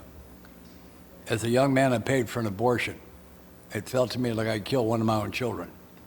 And that festered my soul at a horrible rate for a tremendously long time. And I was shown how to write this letter because that child is someone who couldn't be seen. And when I finished the letter, and my experience is I've worked with a lot of people on this. My experience has been that as step 4 has writing involved, the writing isn't the magic. In step 4, it's the observations and prayers. In this letter, the writing is not the magic, it's the tears. My experience has been that people who can't cry do not get free on this. They got to learn to cry. No baby was ever born unable to cry. Your inability to cry has been learned. If you don't quit that crying, many of us learn not to cry because of that. That can be put back. One of the things I realized at about 2 years sober was that I haven't cried in over 20 years. And I'm watching a guy in my home group, a very masculine guy, pretty famous actually. And he's crying 2 or 3 times a week in the meeting. And I finally said, tell me about the tears. He says, somebody says something beautiful, it touches my heart, and I weep, and it feels so good. I said, I can't cry. He said, I will teach you. And he did. And I can't cry on command. But if I get moved, trust me, you'll see them. I cried in front of 150 Russians yesterday on the Zoom meeting. I don't have any problem doing it at all. If you disrespect a man that cries, I wish you the best. I'm sad for you. If you need to learn to cry, I can teach you. I typed it up. I'm not kidding. I've got copies of it right here. I need to warn you, gentlemen, if you start crying appropriate times and places, you're going to attract a lot of women. So I warned you at the gate, don't call me and complain about this. I told you right up front, they see right through that John Wayne Act crap that you're putting out. They don't buy that. They see a man in touch with his emotions, it lights them up. Trust me. I'm going to talk about something else now. So anyway, when I finished writing this letter, I was given a plain white envelope and said, address the letter. I said, where's that child? With God, right, in heaven, address the letter. I addressed the letter to an unborn child in heaven. I was told extra postage, that's a long way from Nashville. And I mailed that letter, and I got free. A number of years later, I got a phone call from a guy that I sponsored. And because I exchanged 5th steps, He knew about this. He had not had the experience himself, and now he's sponsoring a guy that was involved in an abortion and needs to write the letter. And will I go with him? Absolutely. When we finished, I gave him the envelope and said, address it, and he said, I think I want to burn this, not in the sense of destroying it, but to send it in smoke. We went out to the garden, and he burned it and crumbled the ashes up and put them on the roses, and he got free. And I don't have his permission to tell you that. He begged me to tell you, because he got free. Do not doubt the power. Do not doubt the power, because the power is here. The only question is, am I willing to do it? There are just a couple of things necessary to make amends. The first one is adult supervision. If you're new, do not start making amends, okay? You ain't gonna make amends, you're gonna make a mess. That's what I did. Do not recommend that. The second one is it requires the other steps before that, because you'll be a different person by the time you get to the end. And the only thing necessary is your willingness to do it. We are not, by the way, asking you to turn your will and life over to someone who may be in love with hating you. I used to sponsor Big Ken Sweeney, and Big Ken said before he got sober, if somebody come to him to make amends, if they'd allowed it, he'd have bashed them for the rest of their lives. So we need to find out what this other person thinks the amend ought to be, but they are not final authority. My sponsee and I prayerfully are. We need to hear if he has something to say about it, and we'll take that into prayer, but he's not final authority on it. I do not allow the men I sponsor to use the word sorry when making amends. Nobody believes sorry. We wore that out 3 decades ago. Nobody's buying sorry. We're going to say things like, I believe I've harmed you. I believe I've hurt you. I was wrong. I'm ashamed. Those are all good, and they can be used and stick them together. No problem. Never mess up and amend with an excuse. I tell the men I sponsor, what you're going to do is schedule it and let them know that's what you're coming for. Don't blindside them. And when you get there, you got 3 breaths to tell them why you're there. Do not take the 4th breath, because the longer you talk, the better chance you're going to throw an excuse for yourself and take away all the power for them. It's real simple. Here's amends to Mom. I wasn't as good a son to you as I could have been. I believe I've done some damage, and I know I broke your heart. I'm living a better life now, and part of that is to repair the damage I've done. Would you like to talk to me about the things I did that harmed you, and can you tell me how I can make it right? The end. The end. Mother does not need to hear my fifth step. It's not going to help her a bit for me to replay the things that I think I did that hurt her. It ain't going to help her a bit. If she needs to talk about it, I've absolutely got to listen. No question about it. But she does not need to hear me replay that. What I just did was enough. That was absolutely enough. And that theme runs throughout the entire thing. One of the trickiest ones, John Edmonds, if you don't know John, he's in Lebanon. He's a great AA member. And he and I did a weekend we were somewhere up in Canada. I'll go say northern Canada. That's redundant, isn't it? Mm-hmm. And we were talking about, I'm doing this the best I can. How does a guy make amends to a lady whose charms he's availed himself of lately without making her feel cheap? It's a pretty darn good question. And a couple of ladies suggested this to us. Number one, the guy doesn't call her to make the amend. You need to get a woman from your home group to make initial contact. You don't want her new husband to say, who was that guy on the phone and what did he want? You can't let that happen. So a lady from the home group says, I'm friends with a guy named Scott. He believes he's harmed you. He'd like to make amends. Are you willing for him to do so? She says, no, we're finished here. She says, yes. Does she want a letter? Does she want it in person? Does she want a phone call? What? If it's in person, I'm going with him. And this is the amend. I was not as good a friend to you as I could have been, and I disrespected you, and I'm ashamed of that. And I think I've done some damage. I'd like to repair it. Can you tell me how? The end. Pretty good. I'll tell you an interesting one that happened here within the last year. A lady I'm friends with in another state told me that she was sponsoring a woman who had prostituted herself. And she felt like she owed amends to herself because of that. And a lot of us think we owe amends to ourselves, but we don't. This one is real, and she did. And this is what they came up with. She sat down with a pencil and figured out how much money she thought she'd made that way. And she earned that much money legitimately and donated it to Magdalene House and some other charities. What she said was, I sold my self-esteem, I'm buying it back. I think that is so powerful. Don't doubt the power here. When I get somebody to step 8, I start him sponsoring. We're going to find a newcomer, and he's going to be the sponsor, and we're going to get that newcomer's permission for him to talk to me in detail about the newcomer's life. And I'm going to coach my sponsee through coaching his sponsee through this work. I asked Don Pritz what a sponsor's primary responsibility was, and he said it was to maintain the integrity of the message and to not allow the sponsee to settle for relief, but to get him all the way to recovery. By the time I get him to step 8, his life has changed. He's got a good job. The whole paycheck comes home. He knows where all the dents in the car came from.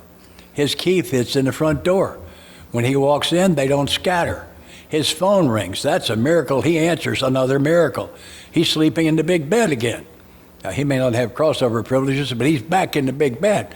So his life has changed. His motivation has waned. And my job is to keep him moving, because he will settle for relief, and I can't let him do that. So there are 2 pieces I use on that. The first one is I want him sponsoring right now. He will quickly figure out that he does not want his sponsee to get to 8 before he finishes 9. It helps keep him moving. It really helps. The other one is I have him schedule it. All right, so you got 62, and you got to tell me how you harmed him, or you don't owe him an amend. And you thinking he was an idiot did not harm him, it harmed you. So I don't want to hear about that. If you can tell me how you harmed him, you owe an amend. So you got 40 on the list, and he's thinking, I can't do 40 amends, and he can't, but he can do 1 tomorrow. So pick up the phone. Let's talk about the 10 on the list here. Which one do you want to do first? Okay, that's a good choice. Unless he's in the middle of a divorce and he wants to do his future ex-mother-in-law. Not a good place to start. But if he's not making a completely idiot choice, I'm going to agree. Let's pick out, say, the first 10, and let you and I talk about what that amend might look like. Because it's going to be a little bit fluid, but let's have a talk about what it looked like. All right, which one do you want to do first? I think that's a good choice. When can you call him and schedule the amend? Why can't you call him right now? I'll wait. Oh, tomorrow afternoon at 2? Wonderful. I'll be expecting your phone call at 2:15 tomorrow afternoon to see how it went. You got 3 breaths. Don't take the 4th breath. 2:15 tomorrow afternoon. Went great? He didn't even remember? Outstanding. Who's next on the list? Good choice. When can you call him and schedule it? Why can't you call him right now? Right? One at a time. We're only 40 days away from finishing this. So it applies 1 day at a time to the process of making amends. It makes it real easy. And as long as I keep talking to him about what that amend might look like. On the financial one, if he believes he owes $1,000, I want him to show up with at least 100. And if he's absolutely certain he can pay him 100 a month, promise 50 and pay 100. Under promise, over deliver. It's a new concept for most of us. Mm-hmm. Right, we've had that one upside down for a real long time. I'm going to share one with you, and I have permission to tell all the stories I tell. This guy that I sponsored on the ballpark 3rd grade schoolyard one autumn afternoon, he grabs another kid's stocking cap, and boom, it's gone. Nobody knows, he just, boom, it's gone.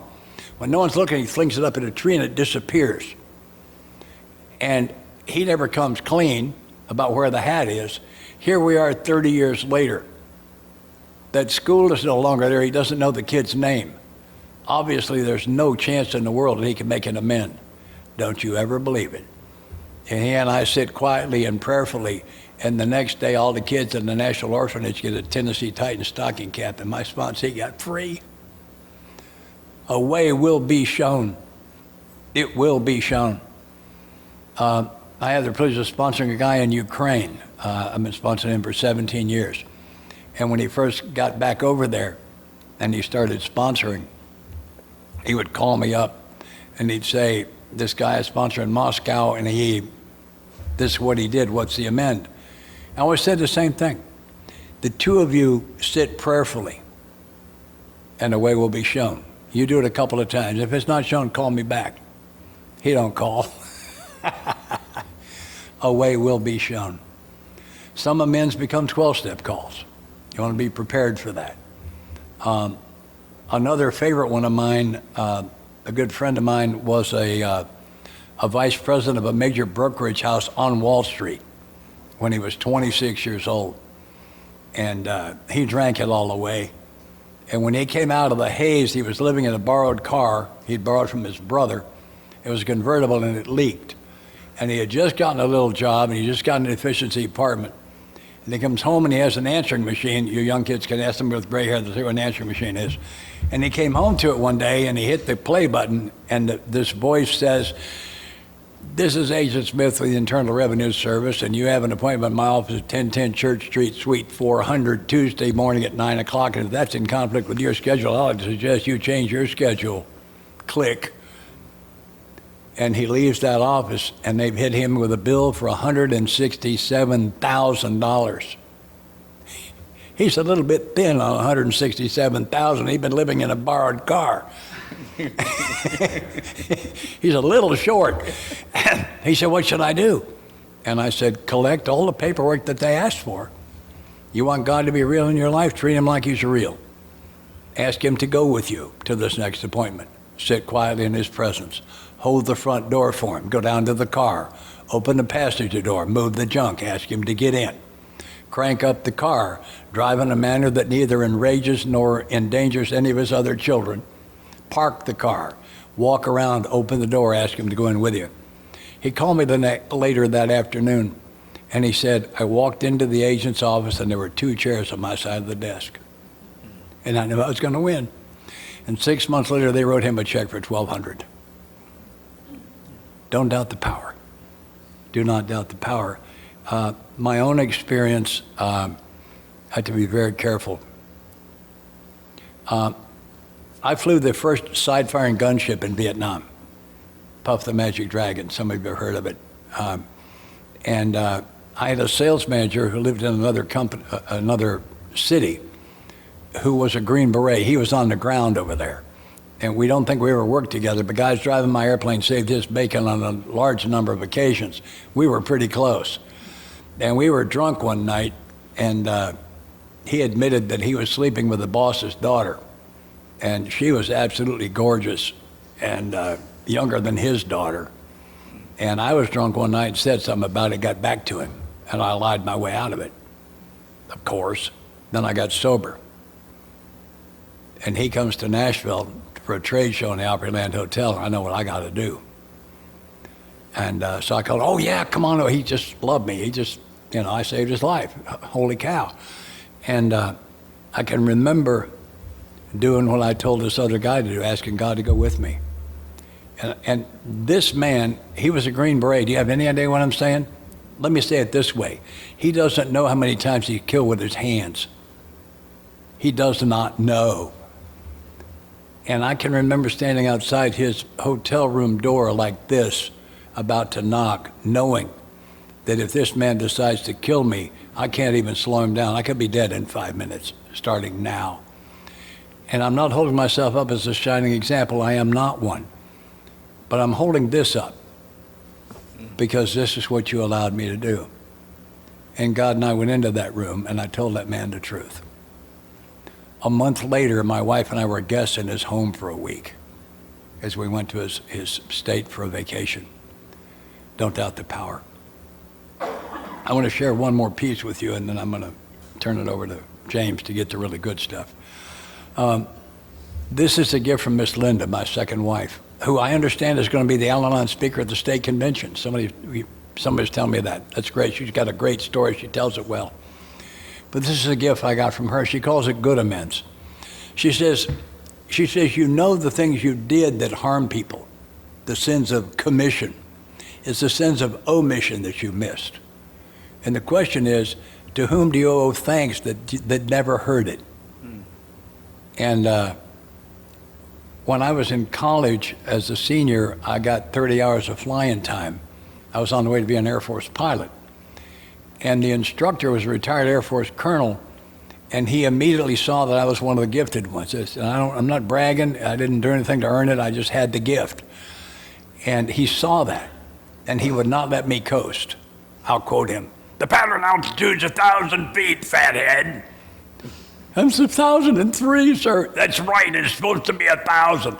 He wouldn't, he cut me no slack at all. And he set up my entire Air Force career. I never finished lower than second in anything having to do with flying in 5 years in the Air Force. Think about that. Yeah, because of what he did for me, because he taught me to do it that way. I went back and thanked him for that. I went back and thanked my major professor. I would have never graduated without that man. I told him that, and I thanked him. And at a different time, I went to my mother. Years later, I went to her and thanked her for being a great mom. Thanks for all I learned. Thanks for all of your sacrifice. Thanks for the terror you must have had while I served in Vietnam. Thank you for all you did for me. Thank you for the freedom to grow and to make mistakes and be me. Thank you. And then I went home and wrote that out in a letter, and I mailed it to her. A number of years later, my mother died in a nursing home from Alzheimer's, and she didn't have much left. She had that letter, and I would ask you, to whom do you owe amends? Good amends. Who didn't get thanked? Whew, man, it is something. I think they need to be separated like mine were, if someone you got both. But that going back and thanking them is a powerful, powerful thing. There, follow that. Thanks a lot. You see the tears? Yeah. No pressure. You're gonna call a break? Yeah. I think it's a good time, yeah. My name's James Brown. I'm alcoholic, and Scott said never doubt the power.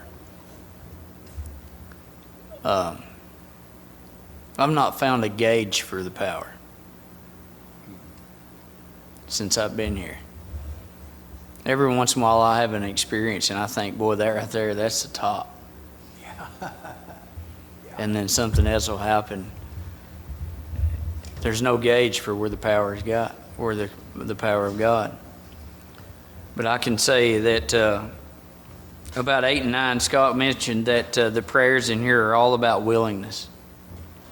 And I'm so grateful. From the very beginning, my sponsor said that when we get to 8 and 9, that willingness is more important than the action. If you're not completely willing to do this, then it's all going to be bull, and we're going to be going through this process again.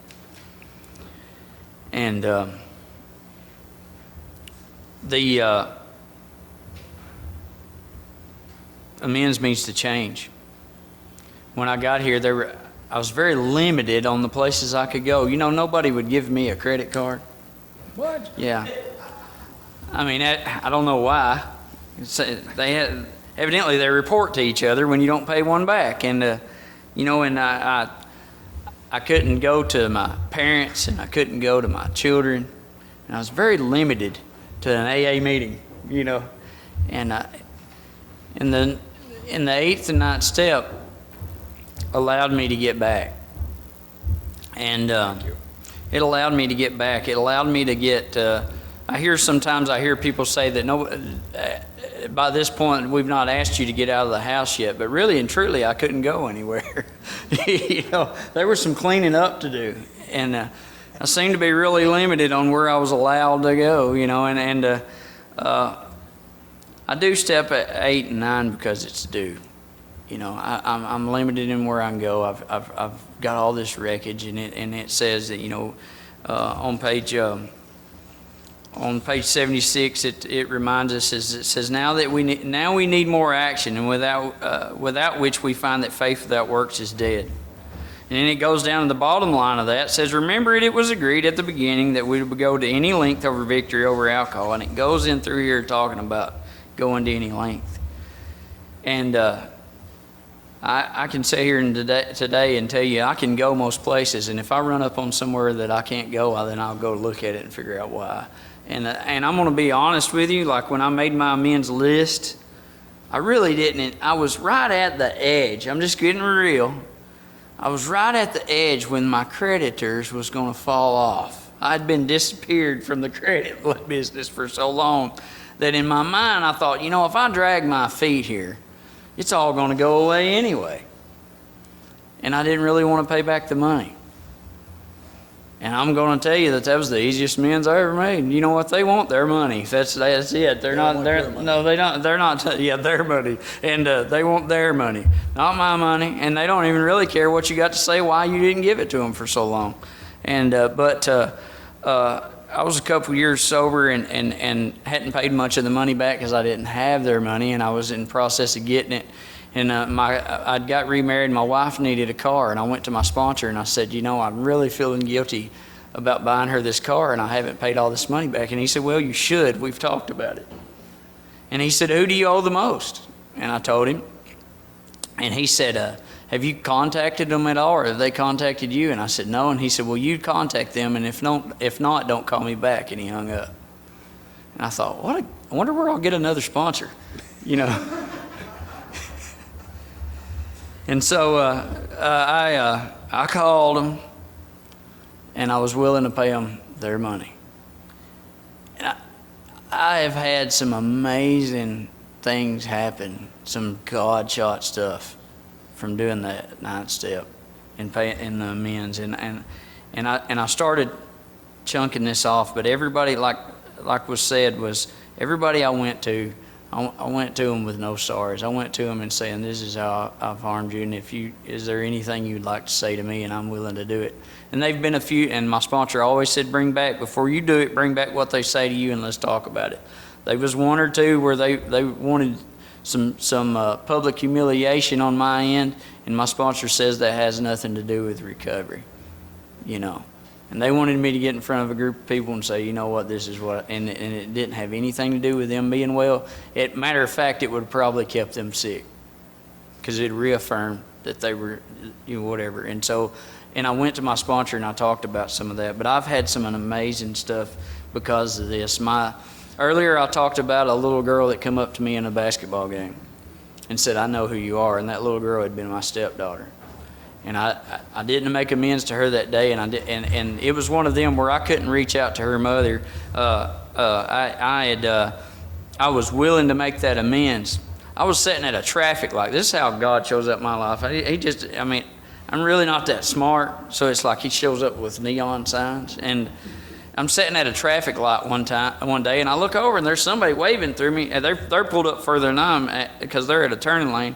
They're looking back and they're waving through the passenger rear window through a tinted window, and I'm like, and it's a female, and I'm thinking, who is this? And she rolls down the window, and it's that little girl's mom.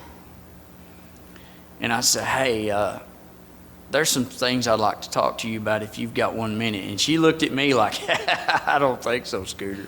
And there was a bank right across from the red light, and she said, I'll pull over here, and you just got a minute. And I got out and I went over to her, and I outside her car went over to her and I said, you know, the way I acted when we were married was by no means any kind of picture of a husband, a father to your child, or anything I should have been. And I've harmed you in these ways, and if there's anything you need to say to me, I'm willing to listen. And it was one of them where she had planned this. She was willing to tell me, and she was right. You know, she was right. And I listened to her, and she said that at the end of when she got done saying what she'd been wanting to say to me for all those years, because I drugged this lady, she's a fine girl lady, and I drugged this lady through a mess. And when she got done, she said, but you know, I hear that you're doing really well. I heard that you had got sober, and I'm doing really well, and I'm really grateful for that. And I said, if there's anything I can do for you and your family, or anybody you know, please. I've got a phone now that's in a book, you know, and I know that's foreign to some of us now, but that's come and gone. But this was, and I said, all you got to do is contact me. And we moved on, and I got to make amends to that little girl. What I didn't know was later that day, someone called me that's in the program, said, hey, I hear you've been out making amends today. This is the God shot. It has nothing, you know. He said, I hear you've been out making amends today. And I said, how in the world do you know that? And he said, well, I talked to so-and-so, And she was on the way to the hospital to see her dying grandmother. Her grandmother was dying, and she knew that's probably going to be the last time she's seen her, and she didn't know how she was all confused and all up in her head. And she said, because she run into you, and you owned your side of the street for the first time. And she said she went in there, and she said that it took so much pressure off her going in there that it made her day better. And see, I think it's just about me, you know. And it was an amazing experience. And now I can wave at this person and her kid, and now she's got grandkids, and they're a beautiful little family. And I don't have to run or duck or go the other way when I see them, you know. And I made amends to my parents. I was estranged from them when I got sober, and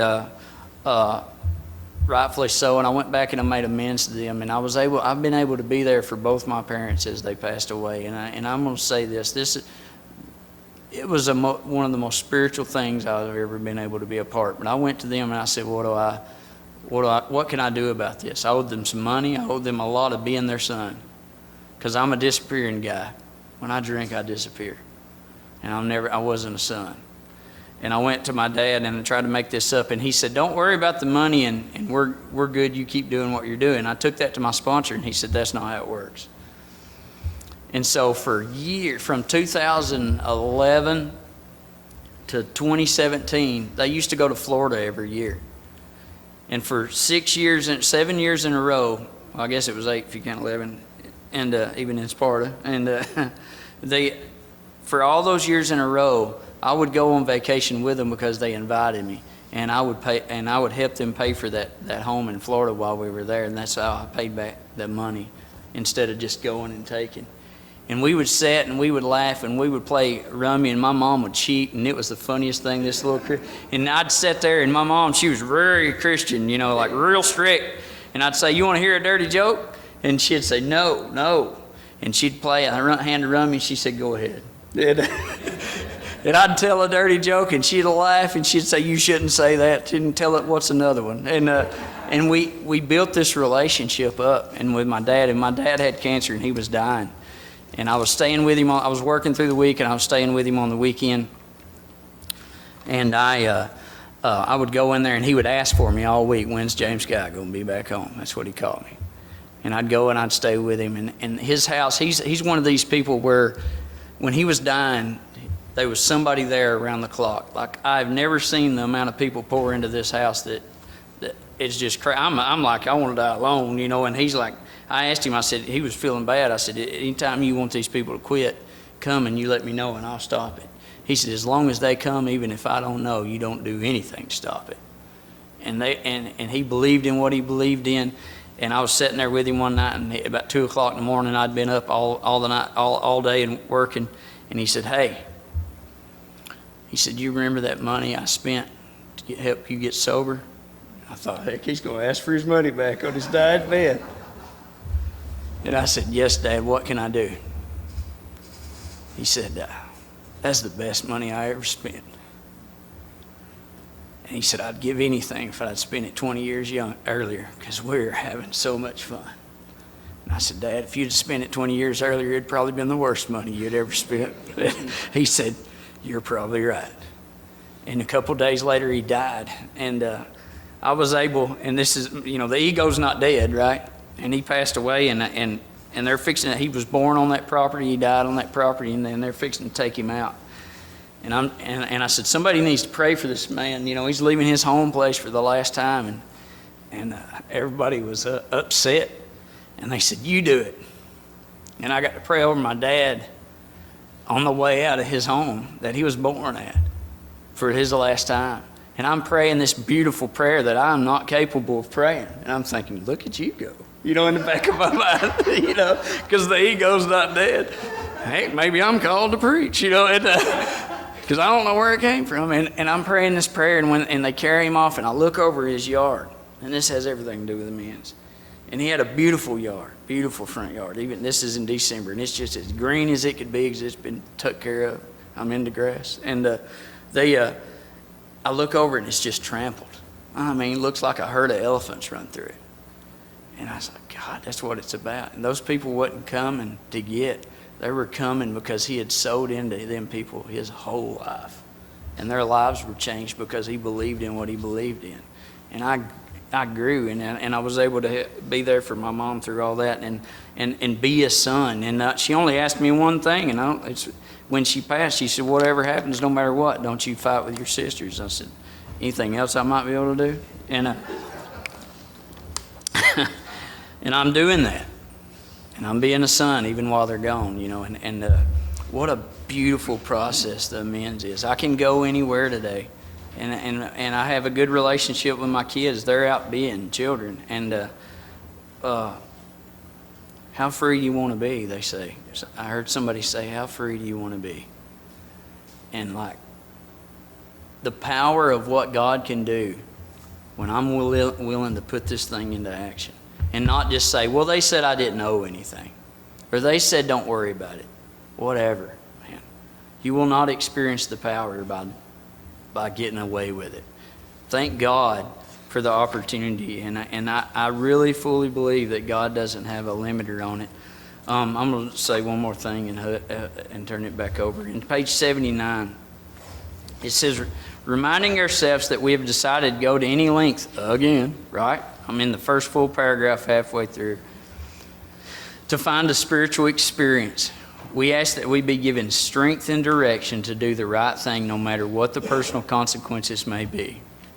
The strength and direction. And I remind my sponsees that this strength and direction needs to come through God. I ask for it. I want to hear about it, but please ask for it. Yeah, I don't believe in taking it to a group conscience and saying, well, Fred in 1983 did this. You know, don't limit God. I need God in this situation. So, thank y'all. Just two things real quick, and we'll go to break. Willingness, bottom, and surrender all have the exact same definition. Willingness, bottom, and surrender. It's when someone who's qualified asks me to do something I don't like, that I don't think will help, that I don't want to do, that I don't think matters, and I do it anyway. It is that do it anyway that defines willingness, bottom, and surrender. And if I, with 40 years, can't bring do it anyway to my sponsor, I'm not surrendered, I'm not at bottom, and I don't have any willingness.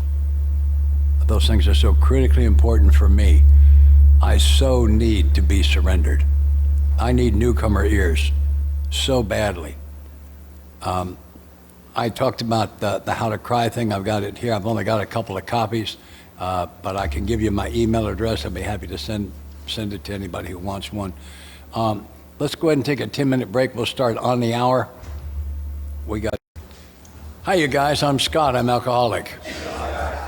Let's invite God to join us.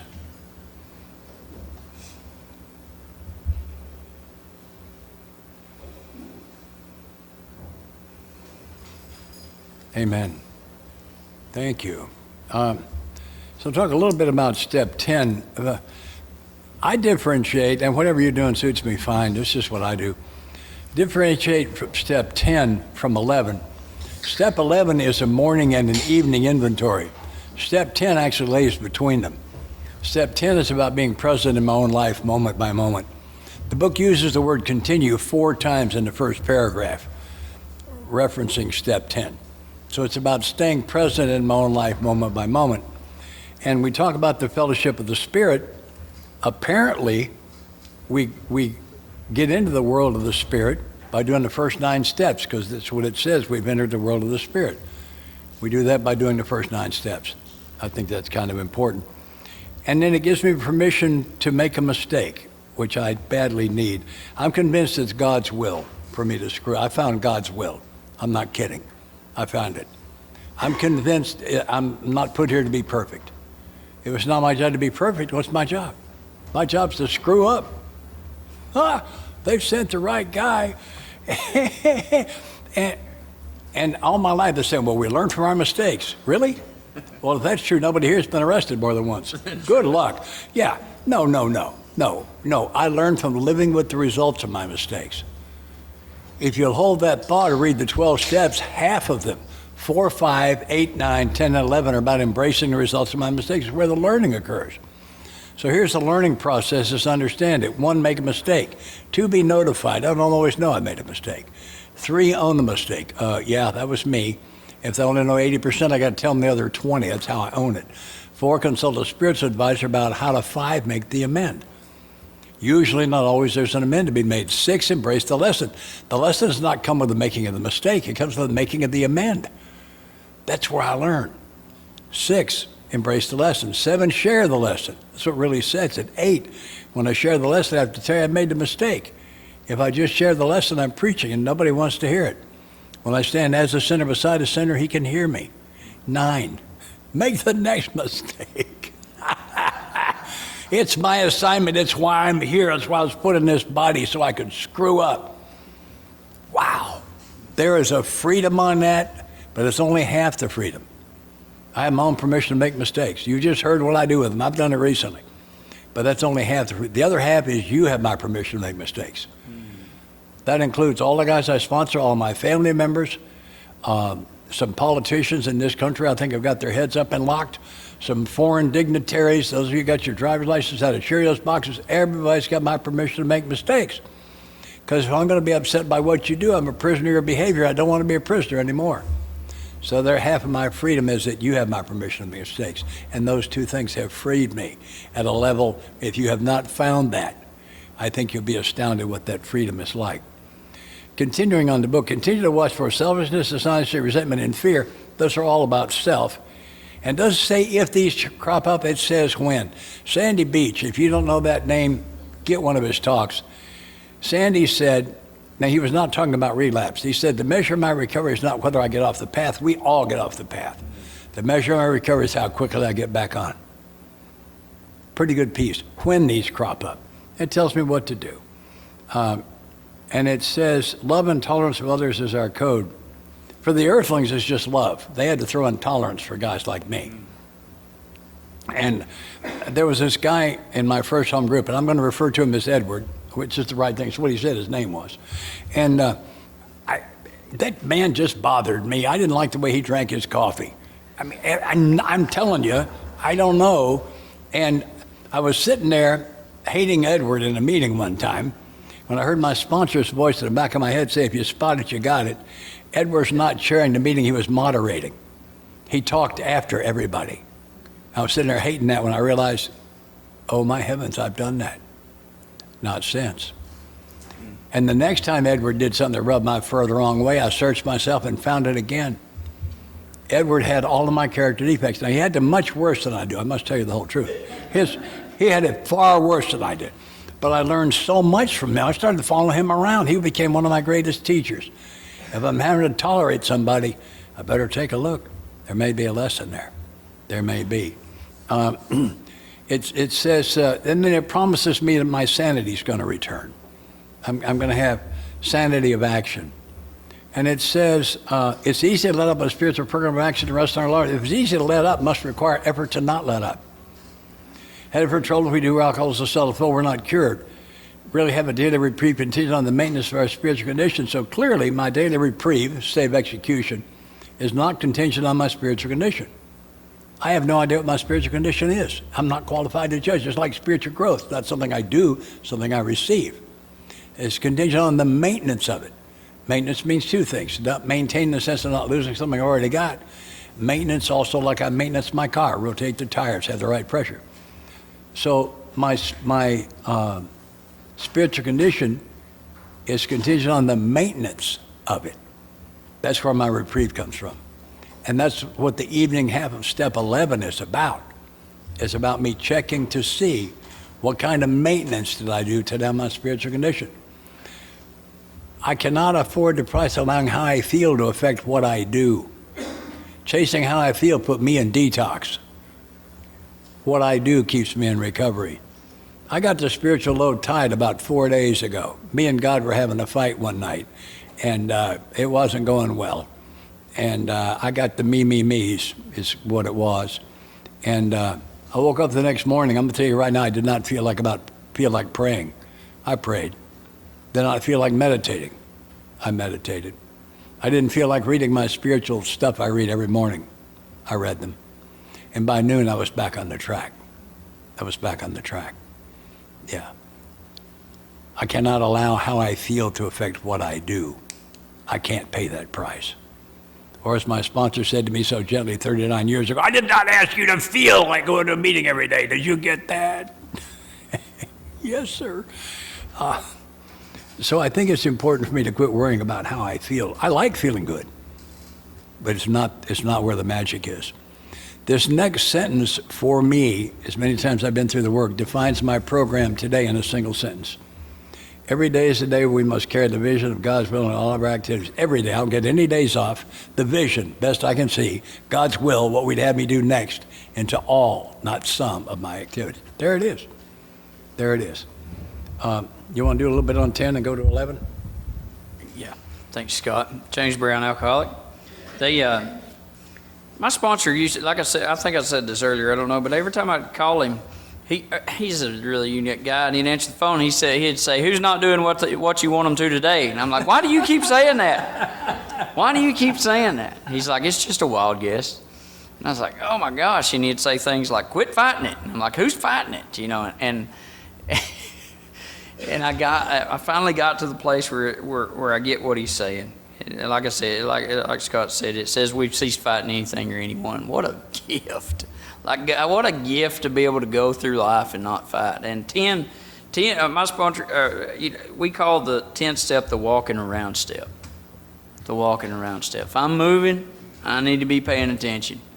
You know, I need to be aware. This awakening that we're having has allowed me to be aware of what's going on around me, and I need to be looking. Over here where he read, it says to continue to watch for selfish, dishonest, resentment, fear. When these crop up, we ask God when? At once to remove them. I don't wait. I think for me, and this is my experience, selfishness, dishonesty, resentment, and fear are like laundry. And what I mean by that is, when you put a load of laundry in the washer, and then you forget about it for 2 or 3 days, it's going to be real nice when you find it, right? When I put this in my life and I don't do nothing about it for 2 or 3 days, it's stinky. And more than likely, I'm owing amends at once. If I get rid of it at once, I put it up and I get rid of it. I look for my part. I get rid of it. Let me do a piece that I missed. Yep, go ahead. Yeah. Sorry. Years ago, I kept hearing people referring to 10, 11, and 12 like they were one piece. Yeah. And this is how I take a new sponsee through these last 3 steps. When he's completed his 9th step, I tell him, we're going to do a 2-week focus on step 10. I want you to read these 2 pages 4 times in the next 2 weeks. If you're in a discussion meeting and you call for a topic from the floor, ask them for step 10. If you chair a meeting, topic is step 10. Now, you don't do it more than once in the same place. I want you to pick out 3 men whose programs you really, really admire and ask them to talk to you about step 10. And 2 weeks from today, you and I will formally go through step 10. And I do the same assignment on 11 and same on 12 to honor those steps and to really get them set. And I found that to be very effective, and I missed that in my notes. Thank you. And the last line of that, it says, these are the thoughts that must go with us constantly. You know why it says constantly? Right now. Right now. That's where God's at. We've already talked about that. It's where God's at. I love the next line that, you know, when you go into step 11, this paragraph right here jumps out at me, and a lot of times you look over this. It says, much has already been said about receiving strength, inspiration, and direction for him who has all knowledge and power. That's in my step 11, when I'm seeking God through prayer and meditation.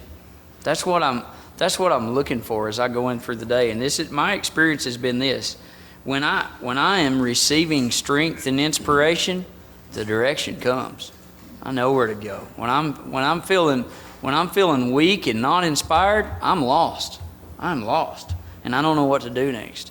And so when it says much has already been, and so that's what I'm seeking in step 11: is strength, inspiration, and direction.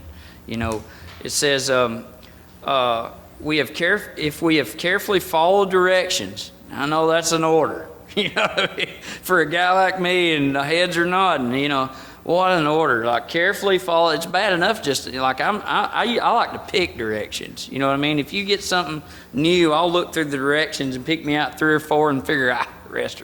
That's not how this works. If I've carefully followed directions, we have begun to sense the flow of His Spirit in us. I'm awakened to God. I have a consciousness with God. I'm going to explain it where I can understand it. I'm a driver. I know state troopers are on the interstate. You know, for sure, they're on the interstate. But I am not in conscious contact with them until the one has the blue lights and they're behind me. And then I'm fully aware of what does this guy want, right? I want the same relationship with God. I don't want Him to be off there in the distance. I need this conscious contact, right? It says step 11 suggests prayer and meditation. We shouldn't shy on the matter of prayer. Better men than us are using it constantly. You know, I had the praying down, and my sponsor, when I was brand new, he took me to these pages, and he said, here's what I want you to pray. Even when I was new, even though we weren't on step 11, he said, this is what I want you to pray. The first paragraph says, when we retire at night, we constructively review our day. He said, we're going to do this first because we're already awake. We're already awake, so we're going to start at night. And we're going to go to bed at night, and we're going to go through here, and he said, I don't want you to say, we're resentful, selfish, dishonest, and afraid. That shouldn't look like yes, yes, no, yes. And he said, I want you to answer each one of these with God. I want you to answer each one of these with God. Yes, God, I was resentful. This. Obviously, if I'm resentful, I'm being selfish. You know, it's all about me. And I talk to God. This is a time between me and God. And we go through this when we retire at ninth paragraph. And I go through and I ask each one of those. When we get down to it, what could we pack into the stream of life? What a deal. I didn't know that what I was doing today affected life. Not just my life, but the lives around me. I had no idea. I just thought I was just venturing through time, you know, blotting it out. I'd been trying to drink my way out of consciousness, so I didn't realize time was happening. And so now that I'm awakened, I ask myself honestly with God, He said, what have I packed into the stream of life? What's going on here? You know, I love, Scott said earlier that we don't beat ourselves up. It says, but we must be careful to not drift into worry, remorse, or morbid reflection, for they have diminished my usefulness to others. My experience is this. When I get into worry, when I get into morbid reflection, if I'm beating me up, how can I serve you? How can I be of service? When we've already read over and over that when all else fails, work with someone else, carry this message, be of service. The constant thought of others, you know, must go with us, you know, and so how can I do that when I'm thinking about me? I clean myself up at night and at the end of this, and then I go to bed with a clean slate. That way when I wake up in the morning, I'm thinking, you know what that sucker did? You know, it ain't them. It ain't them. I go to bed, you know. I wish it was. I mean, you really should meet them, you know, but it's not them. It's not them. And so when I go to bed, I'm able to clear that up. Then when I wake up in the morning, I can say, good morning, God. You know, for me, everybody's different. I'm just telling you my experience. When I wake up, the big book says on awakening, let us think about the 24 hours a day. I do that before I get out of bed.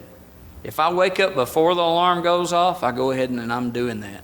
Sometimes the alarm wakes me up, you know, very rarely. I'm usually awake before the alarm.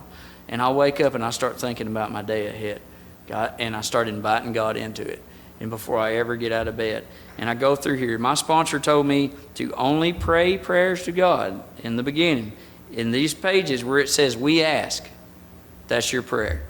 He said, because James, you're going to be asking for God to be spending the whole day with you. And I don't know if you ain't noticed, there's a lot of kids running around.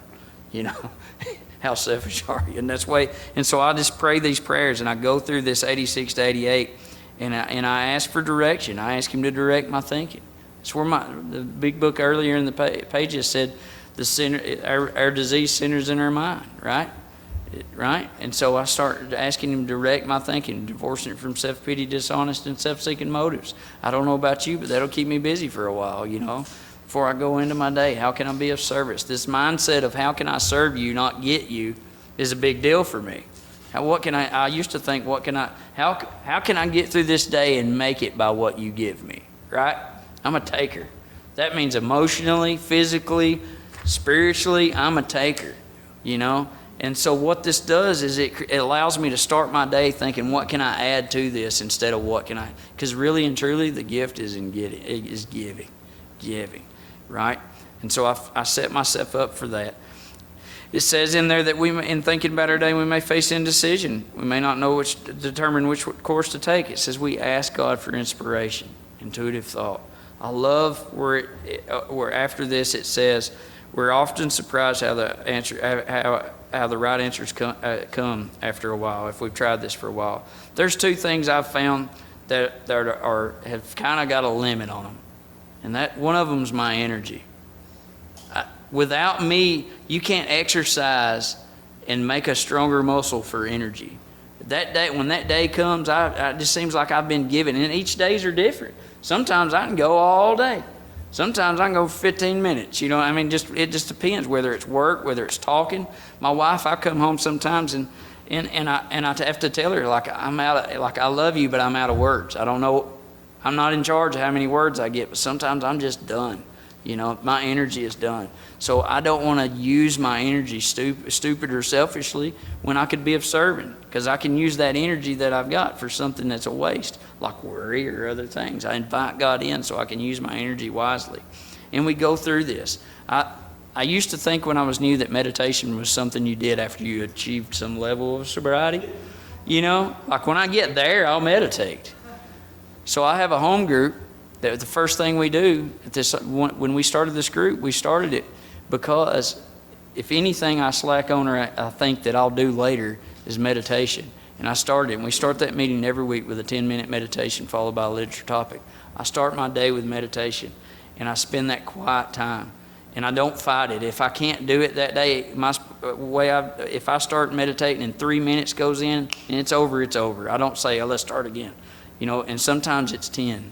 And sometimes it's more. But daily I do this. I am seeking that relationship with God. I am seeking it. And we go through these pages and I say those prayers all the way through 11.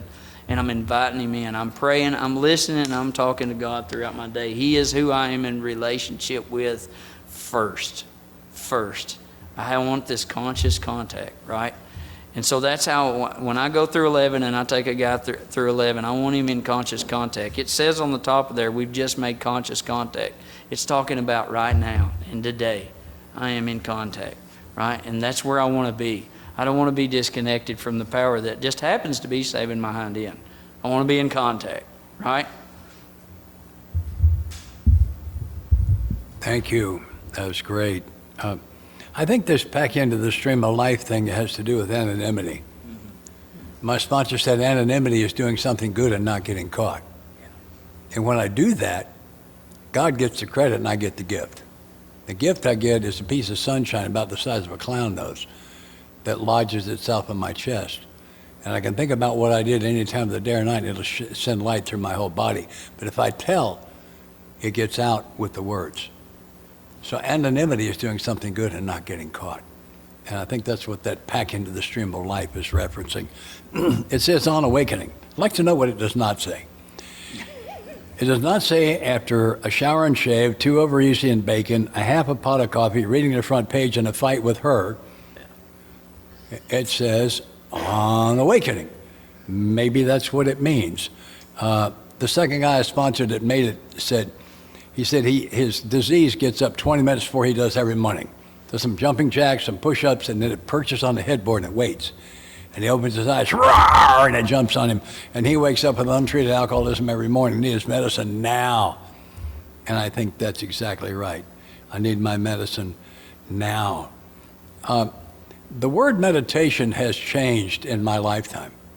When this book was written, it was exactly what you see here in this second full paragraph. Considering, planning. That's what it used to mean. Today, it means this and sit quietly and I think they're both valid.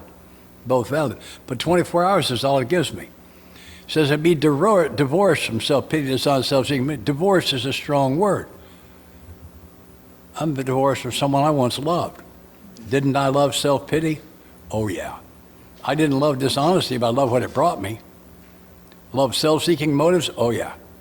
Yeah, and I must be divorced from them. I think it's important. It says, actually, I'm just going to flip back. It says it here on 87, but it says on 13, it says it a little bit better. About 8 or 9 lines from the bottom, 13. Never, that's the time reference. Never was I to pray for myself except as my request borne my usefulness to others, that only might I expect to receive, but that would be in great measure. In these quiet times I ask God to make me perfect, not for me, not so I can take a bow, but so I can be a perfectly open channel for Him, for you and for me, so that I can hear it too. And it has worked well for me. I discovered after a while of realizing I didn't have time for meditation in the morning, the problem wasn't in the morning. The problem was the night before. We talk a lot about the next right thing. There's a last right thing. The last right thing is for me to go to bed at a reasonable hour and set my alarm so I can get a full night's rest and awaken in the morning with plenty of time to start my day on a spiritual basis. If I don't do the last right thing tonight, I can't do the first right thing tomorrow. The problem isn't in the morning. The problem is the night before. Over the last year and a half, I have made the decision once to stay up so late I would not have time for the roughly 30 minutes I usually commit to prayer and meditation in the morning. And faced with that situation, I would make the decision again. It was a good choice. But I don't let it go lightly. I was told also that I do not need to be judging my meditations. I'm not qualified. Lorna Kelly, if you don't know that name, get one of her talks. She was absolutely hilarious, and I can't do her accent. But she said these alcoholics, they don't think they'd meditate if they don't have an acid trip. That meditation is blue collar. You clock in, when you clock out, what happens in between is none of your business, and you're not qualified to judge it. That's some pretty good information right there. And I was told also the difference between a good habit and a bad habit. Good habits are easy to break. Yeah, if I'm going to have good habits, I'm going to have to pay the price for them. I also discovered some time ago the source of all of my anger. I can tell you exactly where it comes from. It comes from being sure I'm right. Being right comes from having passed judgment. I think I talked about that earlier. So it says here at the bottom of 87, as we go through today, we pause when agitated or doubtful. They usually just read when agitated. Because I'm an alcoholic, I'm not right very often, but I'm never in doubt. So we don't normally read that doubt part. Pause when agitated or doubtful. And I think God is waiting patiently for me in the pause. And I say, Father, I'm upset again. I've judged. I'm angry. Please take away this anger and this judgment and grant me sadness and love. Anger and love never travel together. They're mutually exclusive. If I'm in one of those, I'm not in the other. They cannot travel together. Sadness and love travel well together. And I can come out of that quiet time, that pause, with sadness and love. Two things. One is, whatever the situation is, I'm not going to make it worse. And whoever's on the other side of that, they can hear me through sadness and love. When I begin by saying I have a great sadness and a deep concern, that opens that channel up. When I come out of there with my dukes up, he puts his up. And I don't wind up making amends when so sadness and love travel well together. Anger and love never do. And I claim to serve the God of love, and that's a full-time job. It's not part-time, it's full-time. There's only ever one question, single question. What's the most loving thing I can say or do next? That's it. I wish I could ask that all day long. I wonder what my life would look like if I could ask that all day long. I don't know. I try, but I don't know. Talk just a little bit about 12. It's part of the top of 89. Practical experience. This is no theory. This is not something we made up while we're having a cigar. Practical experience shows nothing will so much ensure immunity from drinking as intensive work with other alcoholics. Intensive is kind of a strong word. Kind of a strong word. And the next paragraph says, life will take on new meaning, to watch people recover, to see them help others, to watch loneliness vanish, see a fellowship grow up about you. I have watched that. It's a phenomenal thing. On page 60 has what I think is one of maybe the most strong, maybe the most powerful promise in the book. And it's the first line. It says 12, having had a spiritual awakening as the result of these steps. Here people read a result. It's not what it says. A is one of several or one of many. The is singular. The small words matter. The is singular. Promise me one thing as the result of these steps. It's a spiritual awakening. It has been my experience that spiritually awakened alcoholics do not drink beverage alcohol, and they don't ever get thirsty. If you're new, our mission here is not to change you so you don't drink again. That ain't it. It's to change you so you never want to drink again. And as a side effect, you won't. That's what this whole thing is about. And I think I become two things in step 12. I become an apprentice messenger. So we tried to carry this message. If I was a messenger, I'd be carrying it. And I become a caddy in the sense of a golf caddy, where he carries the clubs for the player. The clubs are all my mistakes in the past. And some of them are pretty nasty. But today they have no stench and there's no weight to them. And what keeps them clean and airy was first my cleaning up the past as best I could. And the second is allowing God to use them as tools to touch other lives, whenever it seems to me like he wants to. So I become an apprentice messenger. I become a caddy. That's pretty good. It's pretty good. I pray for humility every day, at least twice, because I need it badly. He's using me to touch a tremendous number of lives. And I need to not get confused. I'm not the living water, I'm the pipe. On a good day, I'm a plumbing fixture. And that's what this is about. That's what this is about. It's about going out of my way. Amy Duncan from Louisville, if you don't know her, get one of her talks. She's a very good friend of mine. She made a talk here just a few weeks ago. She said her recovery was based on a series of small yeses. Yes, I'll go to the meeting. Yes, I'll let you sponsor me. Yes, I'll sponsor you. Yes, I'll read the book. Yes, I'll take a meeting into the jail. Yes, I'll take a meeting in the treatment center. Her recovery is based on a series of small yeses. But the one she said that really got me, she said the magic and the great joy in recovery is behind the door labeled inconvenient. And I think that's right. I think the more inconvenient 12-step work is, the more it counts. I had an experience many years ago. I was married to my second wife, Miss Linda, and I had a jail commitment this particular night, and I found out in mid-afternoon my team was playing the arch rival on TV tonight. And I am stomping around the house, and doesn't anybody else ever step up, and why do I always have a rah, rah, rah, rah, rah? And she never even responded because she knew something I didn't know. I'm going to the jail. See, I didn't know that. She did. And I left that jail a foot off the ground with tears running down my face because this loving, laughing God who used a sick guy like me to reach out and touch another life. And one of our people will not be arrested again because of that. I had an experience years ago. I was sitting in a little restaurant having lunch and minding my own, and this guy walked up to my table. He says, "You don't remember me, do you?" I look up at this guy. I said, "No, I don't know you. If I should, I'd like to apologize. I don't know you." He said, "Well, you came into a prison I was in a couple years ago, and you spoke, and I heard you, and I believed you. I'm doing what you said.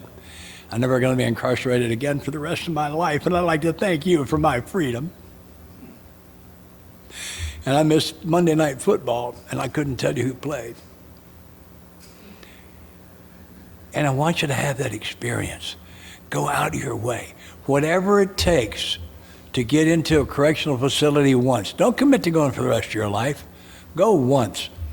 My sponsor, I was less than a year when Jerry said to me, "You're finished in public information forever. You're a promoter and we don't do that. You'll now take a meeting into the jail." I said, "Jerry, I've never even been arrested." He said, "I have a news flash for you, Sparky. The boys in the jail are ready to how to get arrested. They're not going to need your help with that." Rarely have we seen a person in jail who has thoroughly followed our path. And I called down to the jail, and wound up talking to the chaplain and told her who I was and what I wanted. She said, great, when do you want to come? I said, Monday night at 8. She said, okay, so how'd you pick it? I said, I want to compete with Monday Night Football. Half of the year, the guys that are just trying to get that thing signed to look good to the judge, stay in the pod and watch the ball game.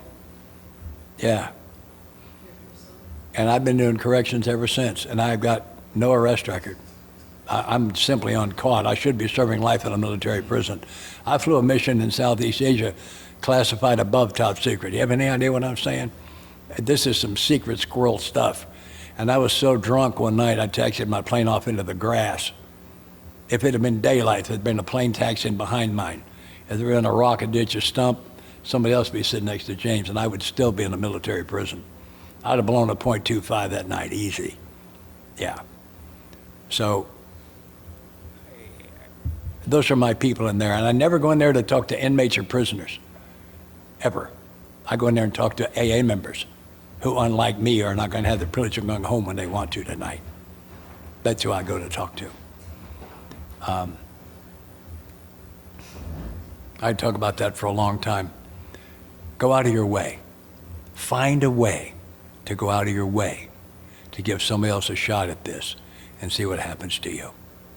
I have never smoked it, slept with it, or drank it that comes anywhere close to what that does for me. It is a blessing beyond my ability to describe. I'm sitting here trying to do it, and I realize I can't describe it. But I would encourage you, try it once. Don't commit to anything. Try it once. People are going to get cooked on corrections, get hooked the first time. When you walk out of there knowing that God has used you as a tool to touch another life, it'll change you forever. There, follow that. Here we go. I can't believe you let me go first. You're awesome. Thank you very much.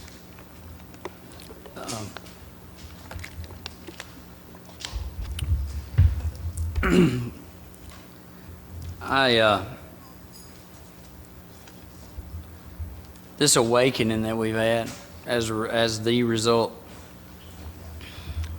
I was so dark to it I didn't know it was there. You know, from where I come from, you don't know where it's there, and I too, like myself, me and my wife, every once in a while we'll talk about it, and there's a lot of things I don't talk about from up here because this is not a place for it, and you wouldn't believe me anyway. But she one night we were riding home, and she said, you know, it's a miracle that we ever met, and it's an even bigger miracle you're not spending most of your life in prison. And I'm like, where are you? She said, I've just been thinking about it, how big God is. And like I said, a lot of that I never share from up here because it's not its place, and it doesn't have anything to do with finding God. But what a blessing it is to be a part of this life, to be able to hear and be tuned in to God in the way we are, and can be, all of us. The idea of being able, it says to try to carry this message to other alcoholics. It's been. I would just as soon sit with a sponsee, and a book. Me and a sponsee and a book. The big book says, modem to modem, face to face, recovery begins when one alcoholic works with another. I said in the very beginning that I serve a very intentional God. Scott read the part I think it was on 89 where it says the intensive work. Intentional sound an awful lot alike. You know, I've sat across the table from a sponsee and get cold chills and know that I'm the guy that's supposed to be hearing what I'm hearing because I've done what he's done. You know, I think God is very, very good with who he puts in front of us, and what a blessing that is to be able to be a part of that and being able to do that. I was going to read Scott when Scott was sharing. I wanted to read something out of here. I could talk a lot about step 12, but we're going to move on with the being able in the 12 and 12. It says when this work with another alcoholic, it will transform into carrying this in all of my affairs. It's where I learn how to do this. If this is the only place I'm going, there's something wrong with my sobriety, and I am been blessed to be able to carry this. The people that I go to church with, they love AA. They just don't know it's AA. They're like, where do you learn this? You know. Yeah, and I always say you wouldn't believe it if I told you, you know, and it's like, oh, God, we want more, you know, and I'm like, you know, but and the people that I work with, I used to do the jails and stuff, and it was really good. It was really good for me. And I went back over the road, and I drive for a living. Here's where, and it'd be real easy. I want to share this because it'd be real easy for me to say, my job doesn't allow me to serve. And that would be a lie. I have plenty of time to serve. A matter of fact, I've got an opportunity because of what I do to be able to talk on the phone. I will be on the phone probably 10 hours a day. And 3 hours of that's work. And it's my sponsees, it's other people in the program. I talk to so many people, you don't know how many. I can be there to answer the phone when other people can't. And my phone is all day. Back in COVID, when I stayed home for 12 weeks. We stayed, the cars stopped. And we stayed home for 12 weeks. And my wife, I was sitting there one day, and she said, she told my daughter, she said, it's fixing to start. And about 5 o'clock that morning, my phone started ringing. And I exercised while that, and I'd go down there and I'd get on a bike or whatever, and I'd be biking and talking. And during all that, I would say, I would talk to these people all day long. Through that, I got a sponsee that was in Canada that called me because he couldn't get a hold of somebody else, and he dated this girl, his higher power, and she knew me. And she said, and she hooked us up, and we went through the book over the phone where people would say, oh, you can't do that, and we went through the book over the phone. And when it got time for him to come down and share his life with me in the 5th step, he made the trip, and he come, and we sat in our basement, and I watched this big tough guy cry as he got honest. What an amazing experience. He's sober 4 years now, 4 years now, all because it's inconvenient. It would have been easy to say, I'm busy, but it's inconvenient. Instead of saying, no, I can't do that, I find a way to serve. And I talk on the phone. If I'm in a conference call with work, and somebody calls, it's amazing. I'll leave the conference call, and they know what I'm doing. I come back and catch up, and I'm not abusing the work. It's just a lot of times they're talking to somebody else, and I'll go on and then we'll come back. They know what I do. I'm anonymous. Y'all's anonymity means something to me, but if you get around me long at all, you're gonna know I'm in recovery. And if before I was in recovery, you would have known I wasn't. I speak at a lot of conferences, and frequently my seatmate will say, well, why are you going to San Diego? I tell them. And I get 12-step calls a third of the time, maybe half. I did it one time. I was going to Orlando, and my seatmate said, where are you going to Orlando for? And I said, I'm a longtime AA member, and they fly me all over the conferences to speak. And a married couple in the seats in front of us got up on their knees and turned around and said, we need to talk to you about our daughter. I'm anonymous at press, radio, and films. We're not a secret society. We're not hiding from each other. I use my last name in meetings in keeping with our tradition of anonymity. If that didn't make any sense to you, I'd like to recommend the book, Dr. Bob and the Good Old Timers. It's in there. Yeah. Dr. Bob said failure to give your last name in an AA meeting is in conflict with our tradition of anonymity. Remember, your home group was in the hospital. You go on to visit them. You'll take a meeting in there. You walk up to the receptionist. Can you tell us what room Chainsaw Mike is in? Yeah, thank you. Yeah, right. And home group, it's kind of like this. That's a result of the 12 step. I've got a home group, and you know what? They know where I'm at right now. When I miss it, and in the next few weeks, I'm going to be out of town for like 4 weeks in a row, and you know what? They know where I'm at. I'm not missing. And when somebody in my home group, we don't know where they're at, we're calling. Where are you? Are you okay? That's my home group, and they know. What a blessing to be a part of that. I'm going to read this, and we got some questions. Yeah. But on page 161 of the book, we've talked about the subject, and I've had a blast with y'all, and I know y'all have too, and it's been good for my spirit. But on page 161, I love this paragraph. It says, but life among Alcoholics Anonymous is more than attending gatherings and visiting hospitals, cleaning up old scrapes, helping to settle family differences, explaining the disinherited son to the irate parents, lending money and securing jobs for each other when justified.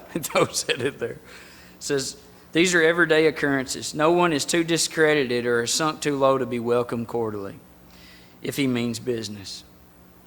Social distinctions, petty rivalries, and jealousies, these are laughed out of countenance. Being wrecked in the same vessel, being restored and united under one God, with hearts and minds attuned to the welfare of others. The things which matter so much to people no longer signify much to them. How could they?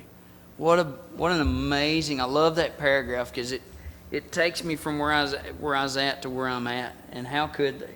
You know, and I'm gonna end with this on that. Like, I came here not drinking. And somewhere along the line, I realized I didn't want to drink. And that's a long way from each other when you're new. But the idea of even wanting to take a drink is so far gone. Like, I drink because I like the effect produced by alcohol. And I am right here with this book in front of me today because I like the effect produced by God in the 12 steps. And so we got some questions here. Yeah, that's good. Thank you, James. Yeah, business says, what principal step was the hardest for you? I think one day at a time is the hardest assignment any of us will ever get. Far and away the hardest is to just simply be here. I talked about being between the claps. I think all of the good questions contain the word today, and all the good answers contain the word today. The question is not, what do I do about my finances? Wrong question. What do I do about my finances today? Feel the difference in those questions? What do I do about my relationship? What do you do about it today? If I can't get the word today into the question, it's not a good question. And if I can't find an answer with the word today in it, it's not part of today's assignment. Acceptance does not include approval. I automatically accept everything I approve of. You're gonna let me in traffic? I accept. You're gonna pay me more money? I accept, right? So if I have to put effort into accepting something, I automatically don't like it. Acceptance is first a state of mind. It's a conscious decision. It eventually becomes a state of spirit. And that decision is I get a limited amount of spiritual energy on any given day. And I cannot afford to squander it on things I have no power over. So acceptance is when I stop squandering my energy on things I have no, if I've got power, I need to be in the game. But if I don't, I need to not squander my spiritual energy on it. That's what acceptance is. And the hardest one for me is to get into today and stay here. And when I got the spiritual low tide 4 or 5 days ago, that was my problem. I was borrowing pain from the future. And if I can reach far enough into the future, far enough into the past, and find enough hell and devastation, and oh my God, and what if, and pull it into today, I can make today so bad I can't stand it. And if I do that, I will either drink alcohol, take drugs, or take my own life. Or I'll go temporarily insane, which is what I did. I got it back rather quickly, but that's a powerful thing. Pick one. Says if someone has a slip, is it considered a lapse or a relapse? The word relapse is a word that to relapse, you have to lose something that you have, right? And so I think a lot of people say I've relapsed hundreds of times, but they've never took any of these steps. They've never practiced any of this in their life. They've come around. I'm a get in the game type guy. Like, I tell the guys I sponsor, like, one of the first things you'll hear me say is, do not go to a meeting and take a chair. Like, you don't. If I go to a ball game, or if I go to, like, I grew up rodeoing, and so when I was in the rodeo, we were doing the deal, and people would come watch, and they never left thinking they were in the rodeo. You know, they were a fan of the rodeo. And don't be a fan. Get in the game. You know, do whatever it is in AA. Do AA. AA works. But so I hear people say I've relapsed, but all they've done is come to a bunch of meetings and they haven't relapsed. And I think it's important for them, because if they believe they've relapsed a lot, then they'll begin to think that AA doesn't work. And I need to, if I can't get you in the work, I need to make sure that if you've asked me to sponsor you and I can't get you in the work, I've done this, and I want to make sure that you know that you've not tried the work, that you've come around the work, you've seen the work. And matter of fact, when you come around the beginning and you see the work for others, it'll keep you sober a little while. You know, you'll change the way you feel out of it, and you'll want more. But then that only works for a while. And my experience with that is there's someone that relapsed. I sponsored a guy named Charles. He had 10 years. He relapsed. He had 10 years and he took a drink.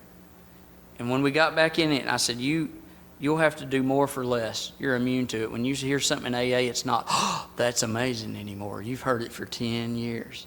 And he come in and he dug in. And he is more connected now than ever. And it would be a relapse if he left it. He's solid. He's one of the best sponsors. He sponsors better than I do. So I hope that answers the question. I'd like to address that. I think it's terribly important. I've only seen 2 people I know for absolute certain did what's in this book, drink again. 2 in 40 years. I sponsored them both. One of them married his new higher power, and she didn't like how much time he spent with us, so he started cutting it back, and you can make a wild guess how well that worked. He's back now. He's got a 13-year chip.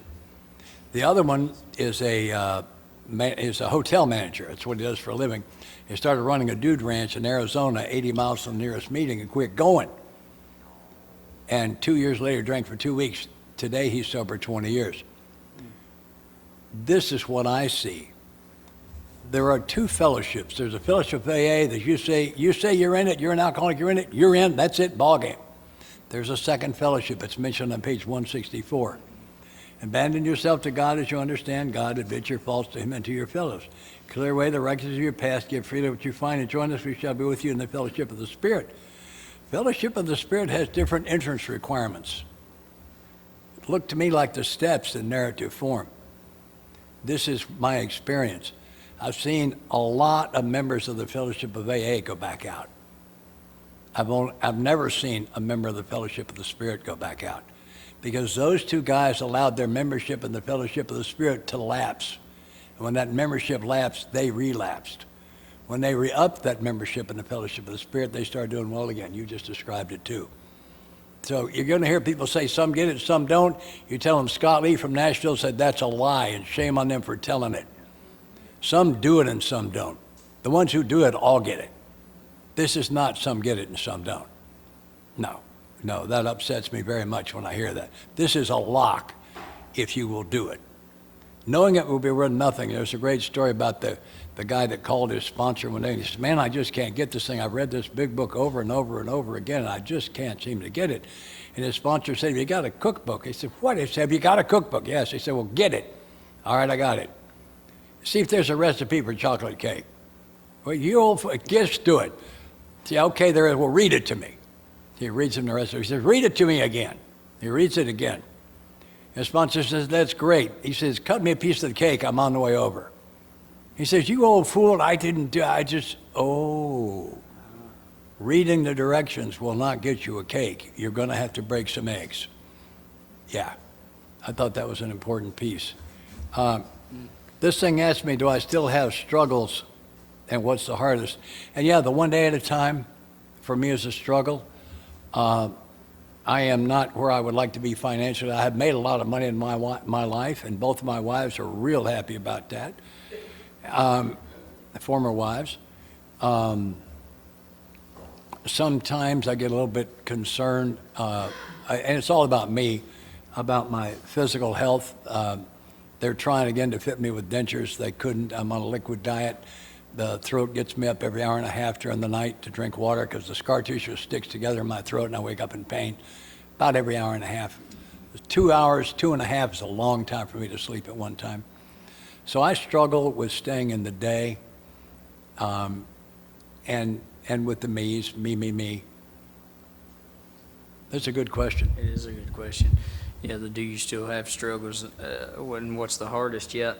So God blessed me with these blessings a long time ago, and I call them children, and He calls them blessings. And it's been my experience with raising these kids and the transition from them being your child to being an adult. And that's just where I'm at today. I may answer this question different a year from now. But these little kids make me seek God really good, and they're not little anymore. And you know, part of they takes me out of today. It takes me out of today, and I have to do a walking around step. I'm getting better at it. I have to do that 10th step with this, where when I'm getting angry, I'm getting selfish, and I want to, grab a hold of it and control it because I think I know. I don't know, like, that's my biggest deal is it's not that I really know. That never hurts. It's this idea of I think I know what's best, right?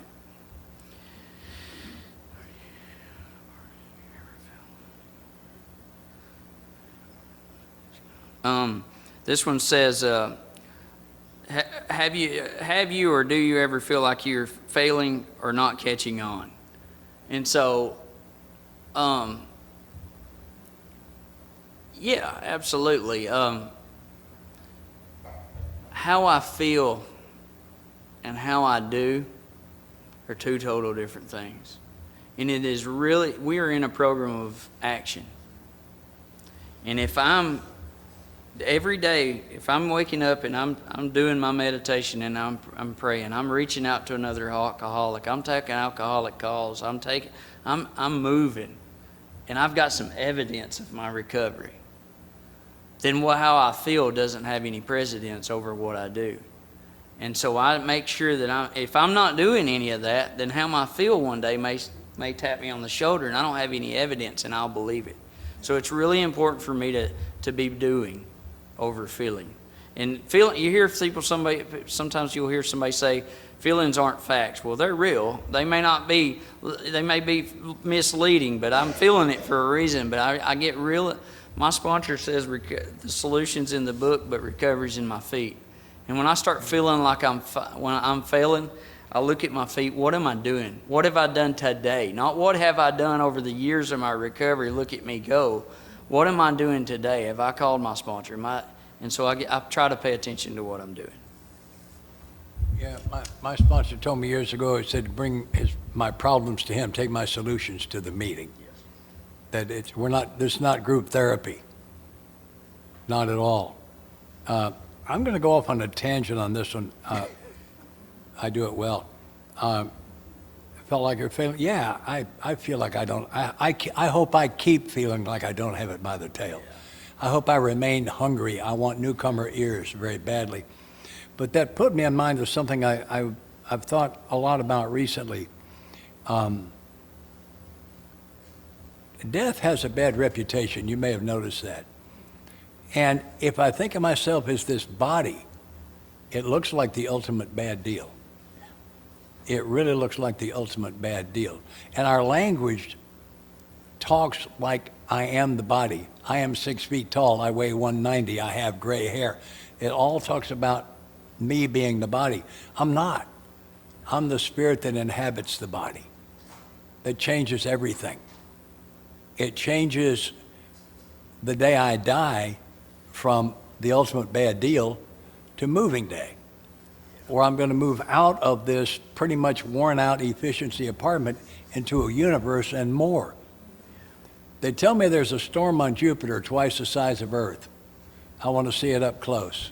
I want to know why it's there. I want to travel the stars. I want to see the nebula. I want to walk through the pearly gates and hug my mother and tell her what a great mom she was one more time, and thank my dad for all I learned. Death was invented by the God of love, and it is therefore good. It is the great adventure, and I'm excited about it. I'm 81 years old. I'm excited about dying. I'm not eager, I'm not volunteering, but I'm not afraid. My fear of death's been gone for over 30 years.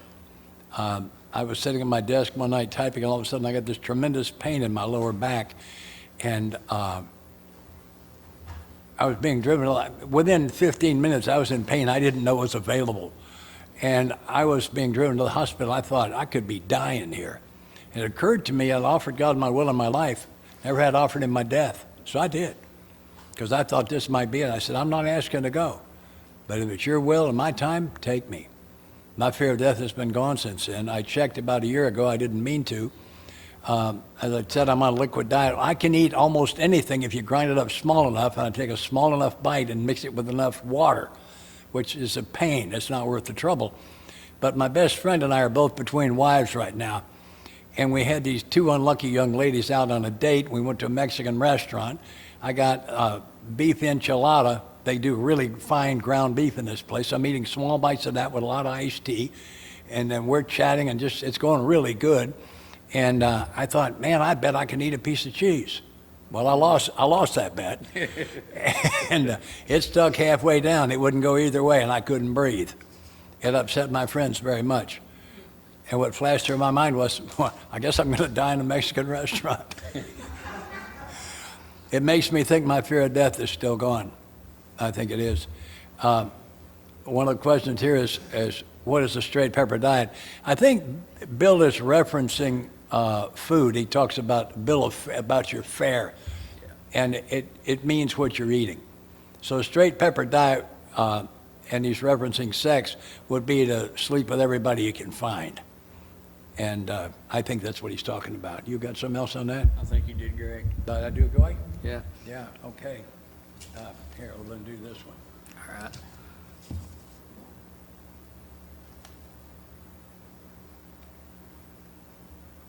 So this says, why do I keep giving my self-will to God, but I catch myself taking it back through my daily walks in life? Well, yeah, it's like I said a minute ago, it's because I think I know. I think I know. I have those moments where I lose the conscious contact, and I think, what about me?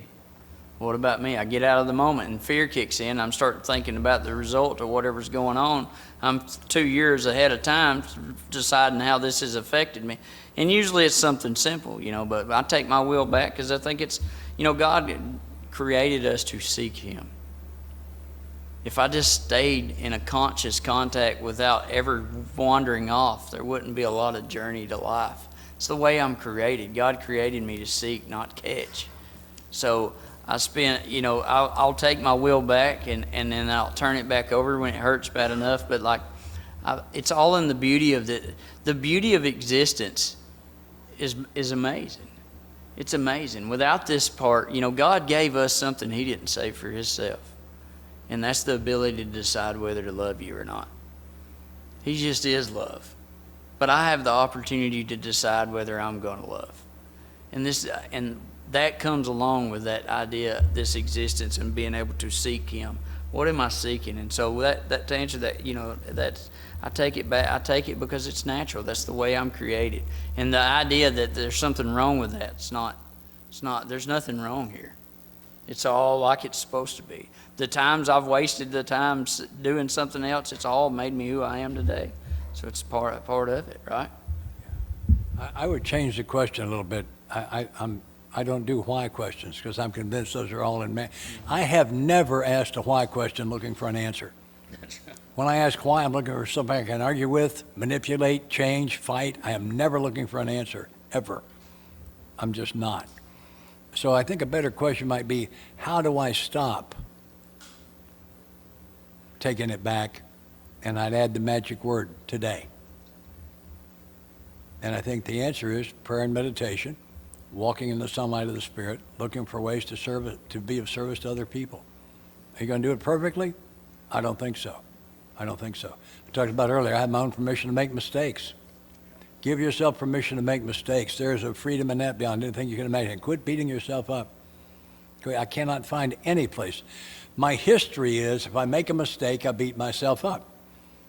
The home I grew up in, I believed if I could have been perfect, I'd have got about a C-. I thought they expected more. That's not true. That's just how I saw it. And so my history is I make a mistake and I get mentally beaten up. So I become an alleged adult. I make a mistake. I think I'm supposed to be beaten up, so I beat myself up. Because when I realized I made a mistake, there's energy there. The energy is not there to beat me up. The energy there is to propel me through that learning process I talked about so that I can embrace the lesson. A mistake is just a lesson dressed in its work clothes. That's all it is. And I need to embrace that idea. And this idea that God's will is for me to make mistakes, I'm telling you, I haven't had that for very long. And it's taken me to a level of freedom I did not know existed. I'm convinced that's why I'm here. If you think you're supposed to be perfect, I wish you a lot of luck. It's going to be a tough trip. But if it's not our job to be perfect, we're supposed to make mistakes because they present us the opportunity to learn lessons. And if Earth is a school, then that's how my lessons come to me. Pretty interesting. This one says, how do you forgive what has been so egregious? Those are tough. I watched the man receive the gift of forgiving the man that killed his son. I went through the process myself of receiving the gift of forgiving some people who abused me as a child, of forgiving some older boys that sexually abused me when I was in my early teens. Notice my demeanor did not change when I talked about that? We talk about a new freedom. That's what it looks like. That's what it looks like. It will take some time. It will take some time. But the fact is, I think it's more important than life or death. Give it the time. Get involved in that. And when you receive the gift of not hating, not when I ask you to approve, it's not on the table, not a request. When you get to the place where you can receive the gift of not hating them anymore, it will change your life. People are going to look at you and say, hey, have you lost weight? They're going to see it. It's going to be visible. And the answer to that question is yes, because that stuff is weighing your soul down. And those people that you're hating can't feel it. And if you're one of me, it'll kill you. It's killing you, and they can't even feel it. Not asking you to approve, but to open myself up to the Spirit of the universe to receive the gift of not hating them. It's the most amazing thing I've ever done, and I think it's the single most important thing I've ever done. I talked earlier, I cannot afford the price of allowing my soul to stand naked before my Creator, guilty of hating one of his other children. Because of that line in the Lord's Prayer, forgive us our trespasses as we forgive. The second most important thing I've ever done is to make amends or attempt to make amends across the board. I also do not want to stand there naked, guilty of having committed an offense that left somebody else with a justified resentment against me that blocked them from the sunlight of the Spirit. And although I cannot fix all of them, I'm going to want to be able to point at a place in this thing we call my life where I tried to fix it. And I believe that will be good enough. I think those are the two most important things any human will do while on this planet, not just in recovery. Those are life and death, and they're forever things. They're forever things. You got something else? I got a couple more little stories I want to tell. You got something else? On that question, what sticks out to me, the things that are egregious, and I'm not talking about yours, so don't hear what I'm not saying, but for me, what makes it egregious is that it happened to me. And but I was telling Scott about something this week that was going on in my life, and it was something where it's been tough, and so I was faced with an opportunity that I'm going to have to make a decision on this deal no matter what. And so a lot of people that love me all the way around me are saying, you should this and you should that. It is justified, for heaven's sake. Yeah. And deep down in my gut, I know that I'm going to have to do the opposite of what I'm being told to do, because my conscious contact with God is way more important than what I'll lose here on earth over this. Like that, this is temporary here, and so this is a big deal. I mean, it's a big deal. It's the only time it'll ever happen. It's a big deal, and so I'm going to go with God with it, and I've already forgave those involved. They're not doing it to me. They're just doing it, and so I've heard a lot of people talk on forgiveness, and I'm giving them credit for hearing their stories first, to being able to, when I'm faced with this, then I already know what to do. I've listened, and I've said, boy, that's awesome how you can do that, and then it happens, and so my connection with God is more important over in this situation for me, and the forgiveness is there. And when I mean that is, I honestly have, and it's amazing, I'm telling you, this ain't my normal deal. I honestly, in my heart, have nothing but compassion for these people involved. And I don't want this to kill them, because it could. It could. That's all I have to say.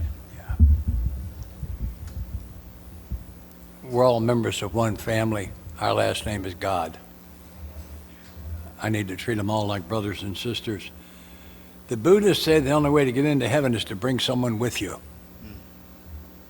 I think that's what sponsorship is about. It's about bringing someone with you.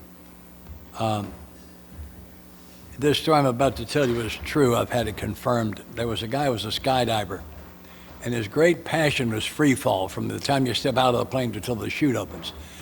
The tumbling and the diving, the acrobatics that you can do.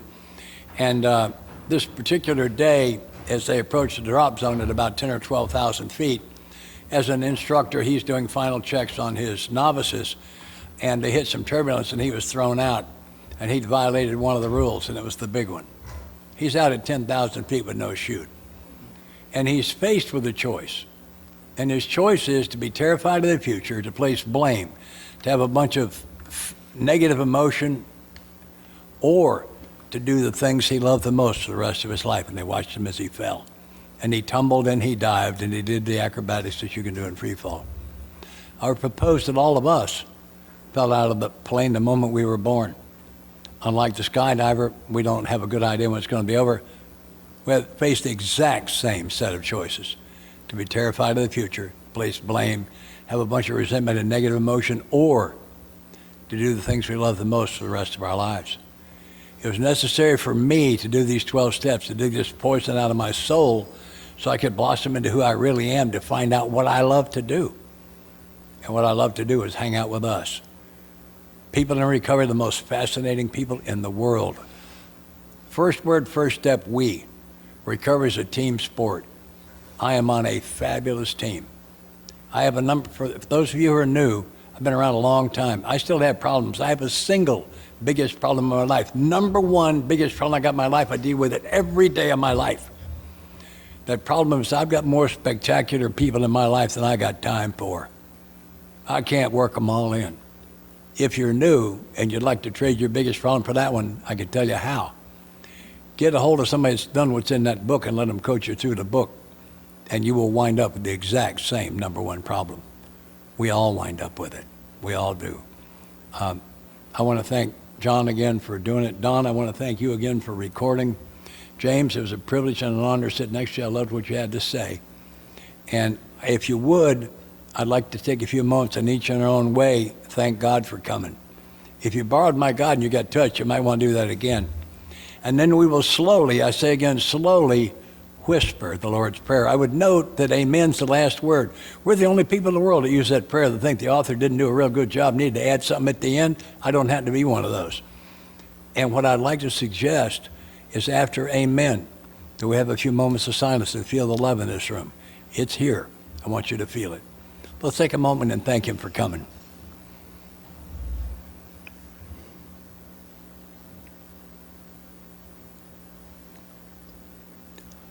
Lord's Prayer. Our Father, who art in heaven, hallowed be thy name. Thy kingdom come, thy will be done on earth as it is in heaven. Give us this day our daily bread, and forgive us our trespasses as we forgive those who trespass against us. And lead us not into temptation, but deliver us from evil. For thine is the kingdom, the power, and the glory, forever and ever. Amen.